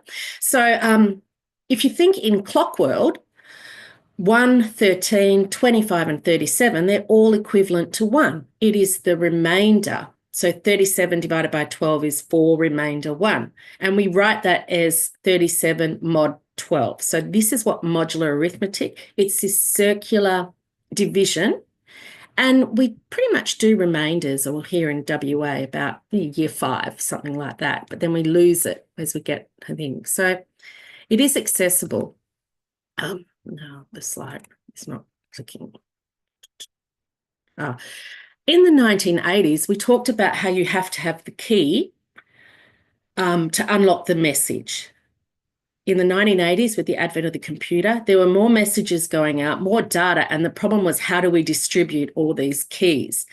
And it was a huge problem. So they had to go back and look at some high-level maths and from number theory. So number theory is just from people playing with numbers, finding a problem and exploring. And it was Chinese remainder theorem and Fermat's theorem. And hence we developed the RSA algorithm, Shor's algorithm, whatever it is. I don't know why, Sadia, it doesn't want to click. Sorry, I'm going to thank you. Yeah, so we use algorithms and keys, and we're going to go step through the actual RSA algorithm. So we're now shifted forward from ancient Egypt through to the Caesar cipher, now to the 1980s, which is in my generation. So algorithms, keys, and it secures the data confidentiality, like you think about finances and banking records. It's not. Thank you. So how does have a think about it. What two prime numbers, P and Q, have I multiplied together to get 15? Maybe you want to put that in the chat. And then the next one, what two prime numbers to get 323?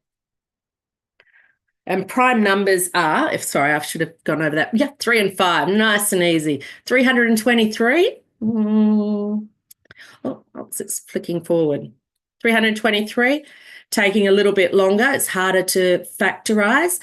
So what algorithm you're doing is the same algorithm that a computer's doing. You may have had to step through what are the prime numbers. Is it divisible by 2? Is it divisible by 3, 5, 7, 11, etc., etc.? And you go through them, and then once you find a factor, you can inverse the process. This is the same algorithm that a computer has to use, a modern classical computer.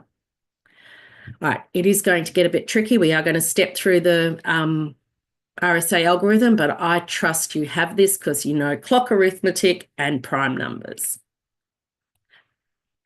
So the first step of the RSA algorithm, Alice will lock the message using a public key available. So we'll call that E is the exponent part, so to the power, and N is the divisor. So that is available for everyone to see. Alice's secret message to Bob is 18. So very simple message. Obviously, when we're sending over the internet, we're using binary numbers and to represent the data. So Alice first works out the exponent, 18 to the power of 3, and gets the solution. The result is then divided by n, and we have the remainder, the modulus. This is the encrypted message. This is what Alice is going to send to Bob. And because Bob knows that his two numbers, his two prime numbers are multiplied together are 5 and 11 to make 55, very unique to Bob in his public key, he can now decrypt Alice's secret message. So how is this done? So as I discussed earlier, from the maths that was developed years before, so probably 200 years before, didn't really have much of a purpose at all, but it was just an interesting fun fact that two prime numbers multiplied together take 1, leaves a remainder of 1. So this is the algebraic notation there for that. And we need to work out what is the value of 3 times some number equals 1 in mod 40, because we had the 40 was our answer to our 5 and 11. So mod 40, we're dividing the number by 40, and then the remainder is 1. So 3 times 27 gives us 81. 81 divided by 40 is 2, with a remainder of 1. So we now have a value of X. So Bob has read 27 and he needs to work out what the original message was. So in step 3, Bob uses the value of 2 to the power of 27 and then divides it by his 55 to get the remainder of 18. Congratulations, Bob. You have unlocked Alice's secret message using an algorithm. This is what underpins, and obviously with computers, we can program it faster.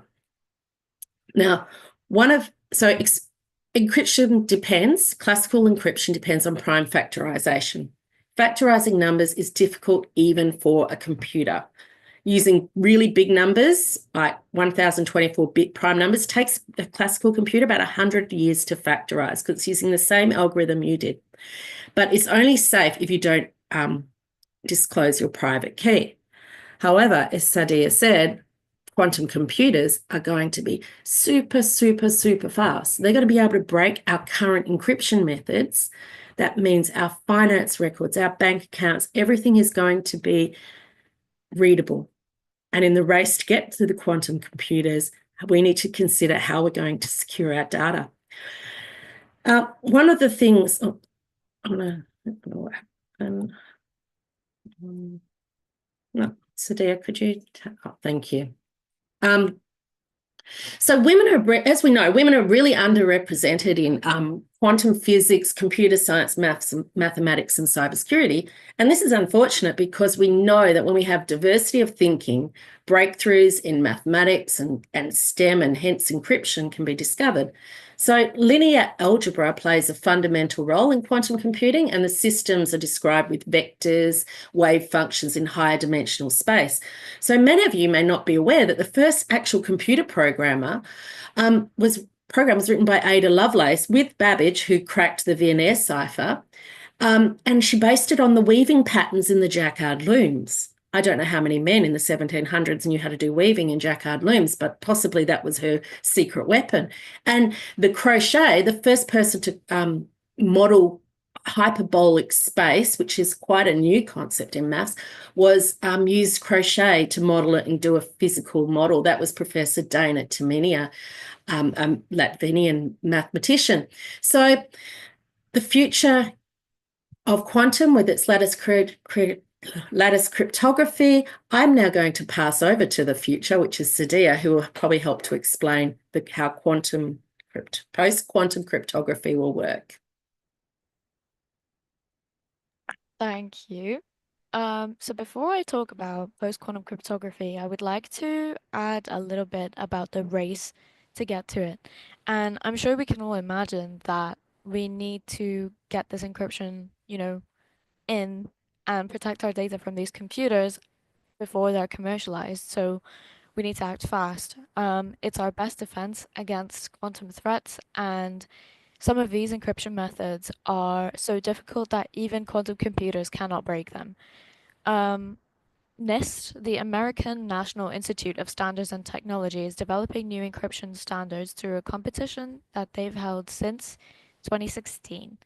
And after multiple rounds, they selected a few algorithms for standardization. So lattice-based cryptography is one of the main and one of the leading ones. It is one of the strongest candidates, and it relies on math problems that even quantum computers will struggle with.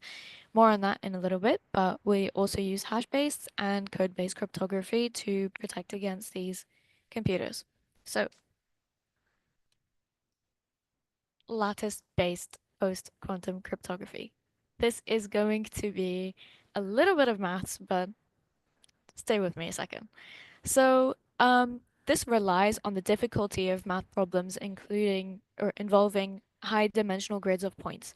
That's what a lattice is. It's just a grid of points, like here on my right. And it's based on problems like the shortest vector problem, and these are so hard that even quantum computers using Shor's algorithm cannot break them. They're awesome at breaking RSA, like Don explained, and ECC that we use nowadays, but they really, really struggle with solving lattice problems efficiently. And even the best known quantum computers with the best known quantum attacks can only provide minor speed up, so it's not like an exponential gain. It's really difficult. So A and B on my slide here are what we call basis vectors. Now, let's use A and B to create a lattice or a grid of points, like this. I have used A and B to go all around from the O point, the origin point, sorry, to create this point of grids. Now, seems easy enough, right? What I want to do now is to show you how vectors work. So we've got A and B. Let's say we want to get from this point to O. So we would go down maybe B, A, I'll label it for you. B, A, B, A, A, and then down B. So our encryption code over here would be B, B, B, so 3B plus A, A, A, 3A. That is our encryption code, and seems easy enough, right? What quantum computers will struggle with here is to find the shortest possible route or closest point to the origin. Now, since our basis vectors are just A and B, we can say that these are the closest points to the origin. Keep in mind, we cannot include this point. These are our closest points to the origin now. What if our basis vectors change and our entire grid also changes? And let's make it a little bit harder. So, the third dimension. This is the spatial dimension that we exist in right now. So not very difficult for you guys to imagine. So we have our basis vectors A and B, a little bit different here. This has gone backwards, a little bit to the right. This one's like down here, all the way to front. It's all mumble jumbled. But now what we're gonna do is create a lattice or a grid of points on this 3D graph using our A and B. Like so. I'm not gonna go around and make every single point because it would take me a lot of time. But for now, for simplicity's sake, we can say that these are random points that we used A and B to create. Okay? Now, I want to find the closest possible point to our origin. How would I do that? Using A and B. So, like so, maybe I could go, let's just do something random. Let's just go here, up B, and then here, and then here, and then, seems pretty close, right? Well, we could go closer. We could keep using A and B to repeat this arithmetic and repeat this pattern to get even closer and closer to the origin. And yeah, I mean, it's difficult enough for us to be able to use maths to come to that closest point, but surely not for a powerful supercomputer, right? Yeah, supercomputer could probably do it, but let's get a little bigger. 4 dimensions. We can't even fathom fourth dimension. Okay. But, I mean, still, a quantum computer could probably break this, right? Hold on. Bigger, bigger, bigger, bigger, bigger, bigger. This is our stopping point, as of now, for what we use.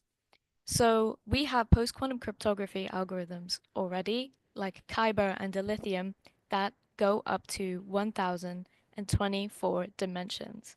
But theoretical studies have considered lattices in dimensions that are well beyond 10,000 dimensions. Imagine the security of that. A quantum computer would probably take eons to, calculate and come up with a, solution to our, or decrypt our encryption. But I'm gonna upset you a little bit here. Unfortunately, not everything's sunshine and rainbows, and we do have challenges in implementing our post-quantum cryptography, as I had explained before. So these new algorithms are going to require much more computing power, and it could slow down our systems. I mean, ethically, it's going to use up a lot of our energy. And switching to PQC is not just about picking a new encryption method and, doing all the maths and, just applying it. It's going to take a lot of time because it is a massive, massive transition to move from basic RSA to this. Despite the challenges, we need to act now. If quantum computers arrive before this transition, our data could be exposed. So what are governments and tech companies doing right now? So the US government has already issued guidance to transition to quantum safe encryption or quantum resistant encryption.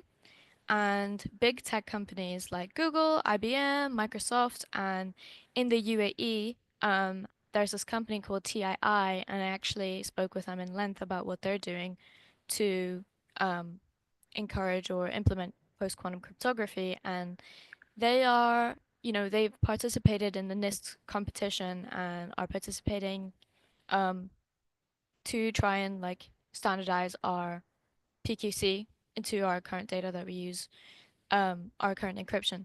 Um, and hybrid cryptographic models is what we would need right now, that can use both classical and quantum safe encryption. And that might be the best way to transition without breaking our current systems. Why we need to act now. I was at a conference, the Quantum Innovation Summit 2025, maybe 2 days ago, and a big thing or a big point of focus when people were talking about PQC was harvest now, decrypt later attacks. Hackers will download your encrypted data from now, and then once quantum computers become commercially available, use them to decrypt all of your data that they have downloaded right now. Um, and it is scary, even though these computers are like they might be years away. Attackers could steal encrypted data now and decrypt it later. Um, and yeah, since it's going to take years, we need to transition today. We need to start transitioning today so we don't have a future security and encryption crisis. If we don't act fast, we're going to risk exposing everything from financial systems to personal privacy. This could include your medical records, your home address, your bank details. It will just be catastrophe. Yeah. So, Sadia, I'm just going to ask, there's a message from DC Chang in the chat. What is the definition of quantum safe encryption? And I suppose Sadia sort of did that with the lattice cryptography. We're thinking that will be quantum safe encryption. This is why these competitions are on at the moment, because we're still developing it and learning what are we going to be using, how are we going to keep it safe. I think there's been a lot of process for that. RSA algorithm, the algorithms we use now are not quantum safe because of that prime number. The ability to factorize prime numbers out of the number is not quantum safe. yeah, so in short, yeah, DC, I would, just like to say that quantum safe encryption is just algorithms that we are using to encrypt our data that cannot be attacked and decrypted by quantum computers or would take an exorbitantly large amount of time to do that. Yeah. And the hash functions are not, they're more a checking mechanism. So you would use a hash on your files and your data if you wanted to find out if something had been altered, but you can't undo and read what was there originally. But if the hash changes, you can check. Let's say you had your financial records and your organization and somebody changed their paycheck from 100 to 1,000, and that money went in. You could see that, pick that up in the hash by checking up the hash. So the hash is for so encryption is for confidentiality, to be able to send the message, and then you can undo it and read the message. So Bob can still read Alice's message without Eve reading it. The hashing is that when Alice sends the message to Bob, and say Bob sends it back, so Alice knows that that file hasn't been corrupted or altered. It authenticates. So that's why we use it for passwords. It's authenticating your password, and we don't need to read it. Yeah, so just a few concluding words by me and Donna, and then we can move on to the Q&A if you guys have any questions. So quantum computing is an inevitable revolution. It's going to happen whether you like it or not. It's going to change everything that we know about cybersecurity, and without new encryption, everything that we rely on for digital security is going to be at risk. We need to act now. Government, businesses, and even individuals, we all need to start preparing for the post-quantum world. And while this technology is beautiful and is going to help us do so many new things, discover so many new scientific discoveries, and save so many lives with the medical potential that these things have, they can be incredibly dangerous, and it is really risky to proceed in advancing to a quantum future without having this encryption first. Donna? Yeah, I'm just thinking this.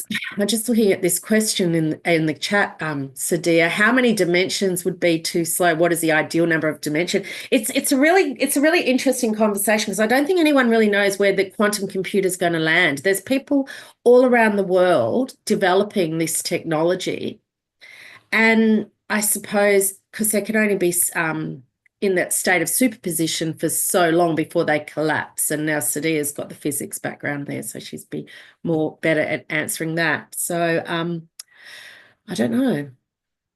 Yeah, you're including words, and then I can open the chat and look at the questions in a bit. Yeah, so that's yeah, I don't know. I think we need to be able to look at the methods. We need to be that's why we need that diversity of skill set. We need to be embracing those mathematics. I trust that it will be locked, but history tells us that there's always going to be someone trying to unlock encryption. And there are organizations like the cartels that are investing. They make more money from cybercrime than they do from the usual drug laundering and stuff like drugs and that sort of thing. So they are making money and they are investing money into breaking these codes so they can do their security. One thing that you can do for yourself is to just check when you're on a website that you've got the lock at the moment on your URL, but that will be the RSA algorithm. I don't think we need to panic yet, but we need to be aware and thinking. Yeah, definitely. Yeah. So yeah. Sorry, can I just add to, I think we have got a bit of time. I just want to say that when it comes to risk, so if Bob had given his P and Q out, then the whole encryption doesn't work. If you hand out your key, it's gone. So these will have a key. The most cyber attacks are through just bad practice, like hygiene, like putting your password on a post-it note. I think they had the American football thing and they had the post-it note for their Wi-Fi, put YouTubing out, live streaming to the whole of the world, which is bad practice. So most the encryption, the mathematical locks are very strong and very secure. And with things like the competition, we're hoping we will have it will continue for the quantum and it'll go beyond my level of mathematics. But best practice, we need to be, what data do we want to give out? What are we putting on the internet? How are we staying safe? So I think that's important. Yeah, definitely. I think it's more a question of, because obviously at this stage, as much as it sucks to say this, we can't really do very much about it. It's up to banks and big institutions to, get on with it and start implementing these things as quick as they can because, I mean, it's personal information is very valuable. Yeah, but it's not something that we can afford to risk. I'm glad that we are moving towards this direction where people are becoming more aware and institutions are trying harder and harder to um, establish a secure like digital infrastructure, but still a risk, and it's always, good to be aware. So I Yeah. think we can move on to our Q&A now. Sorry, Sadia, I was going to add one more thing. Because you just talked about financial institutions and we're talking about multivariable analysis. And it worries me. I am concerned about the future where the investment into quantum computers could solve like complex problems like how do we get food resources out to everybody in the world in the logistics side of things. But if it's being harnessed for financial reasons and those with a lot of money guess make more money and to play the stock market or whatever, that does concern me. as well. So it's got great potential. Yeah, so Q&A, Yeah. that's my last. Not only that, but since we're talking about financial establishments, how many people in the audience are familiar with Bitcoin or cryptocurrency? Probably all of you, or like a lot of you, right? And I know a lot of people own shares in them as well.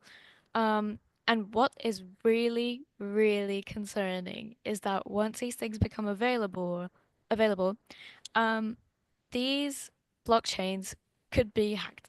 Your bitcoins could be gone from your wallet, gone. Everything that you have, all the financial investments that you've made on the blockchain, on the stock market, everything gone within seconds. And I don't know, I don't think I really need to emphasize more how dangerous that is. I think that these stock exchanges also, as well as banks and medical establishments, need to start focusing on this a lot more. Yeah. Okay. Yeah. Yeah. There's a question in the chat. I'm just going to go we're Q&As there about simple passwords and passwords. So it really is about you use passphrases. So you might use a sentence and you mix up the letters, and that every time you add complexity to your password, it's harder to brute force attack. So that was what Sadia was referring to. So brute force, we just try a whole pile of common passwords like password 123 or whatever. And when they harvest data and passwords, they're available. You can actually check if your password has been in a password breach by, it's called cyber, have I been pooned? I will put it in the chat, but that's a website that you can check if your email and your password has been a part of a previous attack where the data is getting mined. And one of the things I did want to add as well, Sadia, you can actually program a quantum computer already. IBM have opened it up, haven't they, Sadia? Yeah. IBM's got a quantum computing simulator online actually that you can access. I've got a resource document. I'll link that in the chat towards the end. But yeah, you can write your own quantum code and put it into IBM's online simulated quantum computer. It's a force for good as well. You can do a lot of you know, things on it, such as programming games, or whatever on a quantum computer. Awesome, but I mean, obviously, it's going to have parameters where you cannot use it for malicious intent now, but you can practice on it. I've got a question here from Drew W.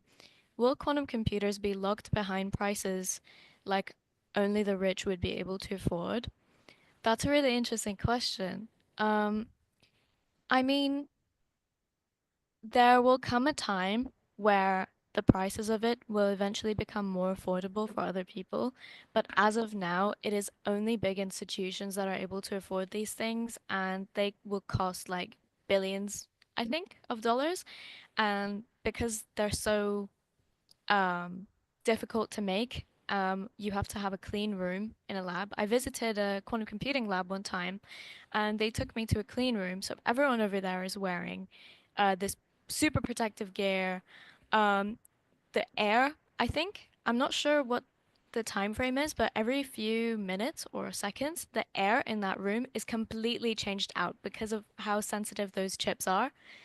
Yeah. So yeah, And the technology is different all around the world. So it's governments investing in it because they want to be a part of that future. And in Australia, like we have three, and they're using one in New South Wales, they're using experimental physics to develop their quantum computer, where here in Western Australia, they've used theoretical quantum computing, which there's been one of the questions like cost benefit of quantum computing. We have this potential to just to work super fast at really difficult problems when you put the variables. So you think about medicine and linking up the right people. You were talking about genetics earlier, Sadia. So for medicine and for advances for people, it's going to be marvelous. But that could also be used in the financial markets if that was economically you were doing it. So I can't see, we're not going to have quantum computers on our desktops. I think it's going to be a mix of classical computing and quantum computing. Quantum computing is a, I suppose, university researcher type tool that would be used for very complex problems with teams. Yeah. I see a question here. What is the use of it in a daily life of an average Joe? I'm not sure if you mean how you can use one or how governments can or institutions can use it to benefit you. Because if the question is the latter, then obviously as we've discussed, these genetic mapping, furthermore, traffic optimization actually. So if you're on your way to work and there's an area where there's a lot of traffic and you're like, oh my God, I hate this, I have to deal with this every single day. A quantum computer is able to efficiently map out and optimize the best route, the quickest route, as well as, how we can efficiently use traffic lights for you to get to your work faster. Um, Ordinary people lives, yeah, like that's how they would use it. Um, you can use it for traffic management, medicine, material sciences, and so on. Hope that answered your question. The next Energy question. expenditure as well, the major hurdle, or is the theory still a bit beyond that? That is a concern. Another thing that is very worrying. And the other day I was at this is artificial intelligence as well. We've just had a push for nuclear power plants, but to mine this data that we're getting and to run that, there's with building AI models to make it cleverer and cleverer, it needs astronomical amounts of power. Where our brain runs on like 40 watts, like a light globe, and we can think, but we need to rest. So there's a lot of ethical questions that needs to be raised within this space. Yeah, for sure. Yeah. So the qubits that we use now, I'm not sure how many people are familiar with this, but they need to be cooled to about minus 273 degrees Celsius. So that obviously requires a lot of energy, a lot of power, and a lot of time to get that right because it's impossible. Um, that's an energy expenditure issue. I think it's also a lot about theory and Microsoft has recently come out with a new chip called the Majorana 1. These things don't need to be cooled, but they are very hard to make, and it was very difficult for them to make that chip. I think it took them about 20 years, 20 odd Yeah. years to get to the point now where they have that functioning chip. Um, so I mean, it's a big cost issue. It is also the fact that we are still advancing with this technology. We're still advancing in the science field. And it is also a question of energy and how ethical it is to, invest in this. And Do you think? Sadia, there is quantum brilliance is a room temperature quantum computer. So Yeah. there is a room temperature quantum computer. Which one will finally be successful? This is the race across the globe. So I think there's lots of different countries investing in it to do this. Yeah. Another question. Do you think it will be on our phones, or will we have a different way slash device for using it? That's a very interesting question. So I think Samsung, sometime, quite a lot of time ago, I think around the time I was maybe born, or a little bit after that, came out with a phone that actually has a quantum processor. It's not fully quantum, but it does take aspects from quantum computers. And it's able to generate random numbers really fast, which keeps it safe for encryption. So random prime numbers, um, it's better encrypted that way using that sort of chip. I know Samsung came out with a quantum TV. I didn't really read too much into that, so I can perhaps answer your question better a little later. Um, but yeah. Yeah, what I've seen most of it is those traffic problem apps as well. Because what I've seen at the university by the students studying the quantum computing, so it's getting the programmers who's going to actually be able to use it and learn this new programming language. So it's different than what you were doing in Python, like if you've done any other computer science. So it is it's a different set of rules. And it's also based on probability models because it's got to be in this state until it collapses. So probability is at the core of it. Are there any ethical and security concerns regarding quantum computing as in using it for malicious purposes? There are a lot. So that's what this encryption is, yes. This is probably what the purpose of this talk was really about. There are some concerns. Yeah. I've got a question from Amna. Do you envision quantum computers in the sciences, biology, working with diseases, and how far can we go with the systems? I know, Amna, you come from a biology background. Um, yeah, as I explained a little bit ago, um, uh, these things, because they can map every single possibility very, very quickly, you'll be able to map every single possible um, gene if you understand what I mean. So, I mean, even genetic diseases that we cannot like see right now, or they don't exist yet right now, we can map it so we can foresee in the future what diseases might come about and how we can prevent them. Um, and yeah, I mean, drug discovery and all, it's able to, again, with the concept that it's able to come up with so many different possibilities at once, um, we can go really, really far with these systems.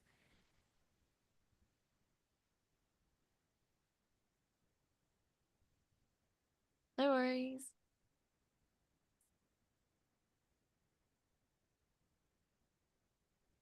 Are there any more questions or by the way, on screen is my LinkedIn and Donna's LinkedIn. You can add us there.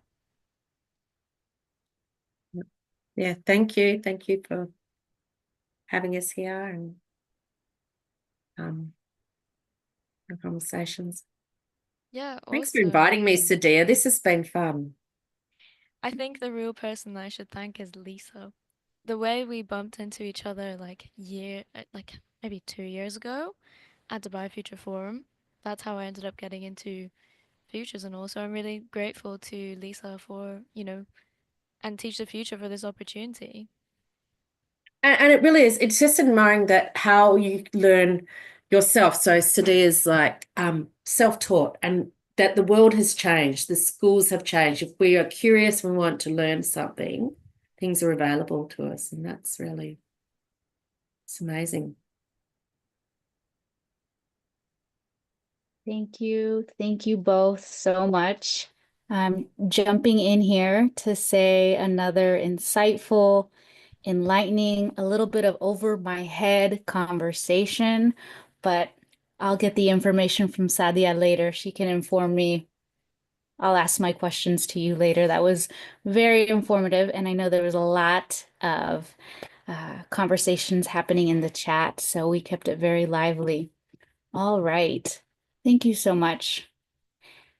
So, as we wrap up this inspiring session, thank you all for being part of World Futures Day, Young Voices 2025.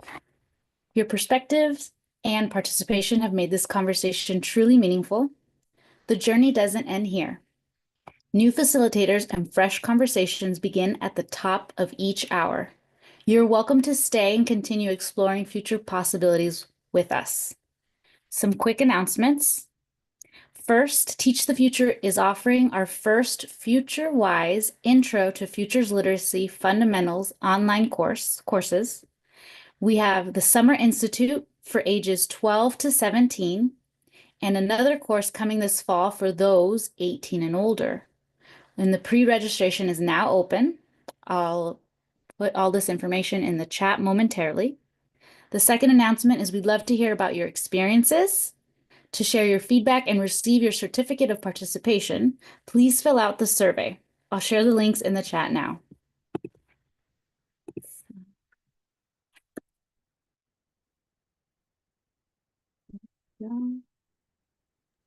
All right, thank you so much for having us on. It's been a pleasure. So yeah, thank you. Yes, thank you. Thank you so much.